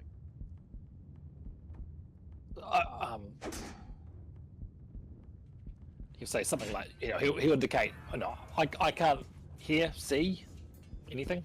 Yeah. Anything else? Oh, he's done his 100%, so that's him. Great. You've fired your crossbow, and you are thanking your lucky stars for a whole bunch of things, but you are really thanking Keros right about now. Yeah, for the second time, he's going to say, "Nice one, Keros." And he's going to very quickly replace his bolt thing with his magic golden axe. Magic golden axe. So swapping weapons around a 30% Feels much better in his hand. Okay, cool. So putting the crossbow back and got his axe out. Done. Anything else he'd just use to parry for the next round. Done. Etienne. So Etienne has his back up against the wall, doesn't he? Does. So has Karios ducked back in after casting her spell? She didn't say so, so I'm assuming she's standing there. So he will pull her back towards him so that she can't be hit by anything that from within the corridor. Okay. And draw his sword. And urge her when she attacks to lean out, attack, and lean back. So if anything comes through the door, he can step in and attack it. Okay. Cool. Anything else? He'll hold there with his sword out and just, if he could say to Grey, you might try and want to take some cover. Whenever it comes through the door, we'll then attack it. Cool. Demos, you're next. Demos is going to continue to tremble. he's holding his place, but he doesn't want a part of any of this. Oh, that? Okay. Next is Mython. She will call out, do we need a wall? And wait for a response. Happy for a yes or no response, or a 3-word response from anybody. Etienne doesn't know the health of the rest of the party, so he's not going to say anything. It's great then. Gray would have to say no PowerPoints. I don't know if he knows what PowerPoints are, but I don't think he's got enough to do that. Mythan's intention is to say she can cast them. Okay, yep. You to say that. Okay.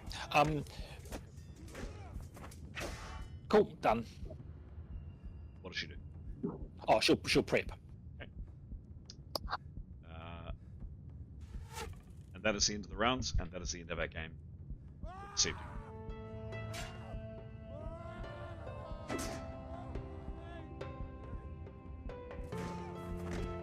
Rolling credits.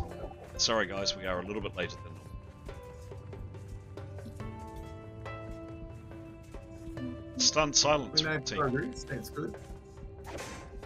That was great, thank you. You are Good game. Nice one. Nice work, especially Kiros. Yeah, it was great. Well done. Thank you. Goodness. My poor spider guy. Sorry, Yeah. didn't get to live very long. He did. Smash him, you smash him, bro. That was great. Yeah, excellent. Didn't even get to do my sound. I didn't do the sound effect for it. Sound. Bring him back. Do you want me, Don't say that. do you want me to bring him back? You can play the raid theme tune.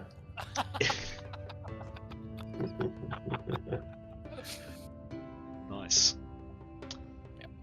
There we go, guys. Thank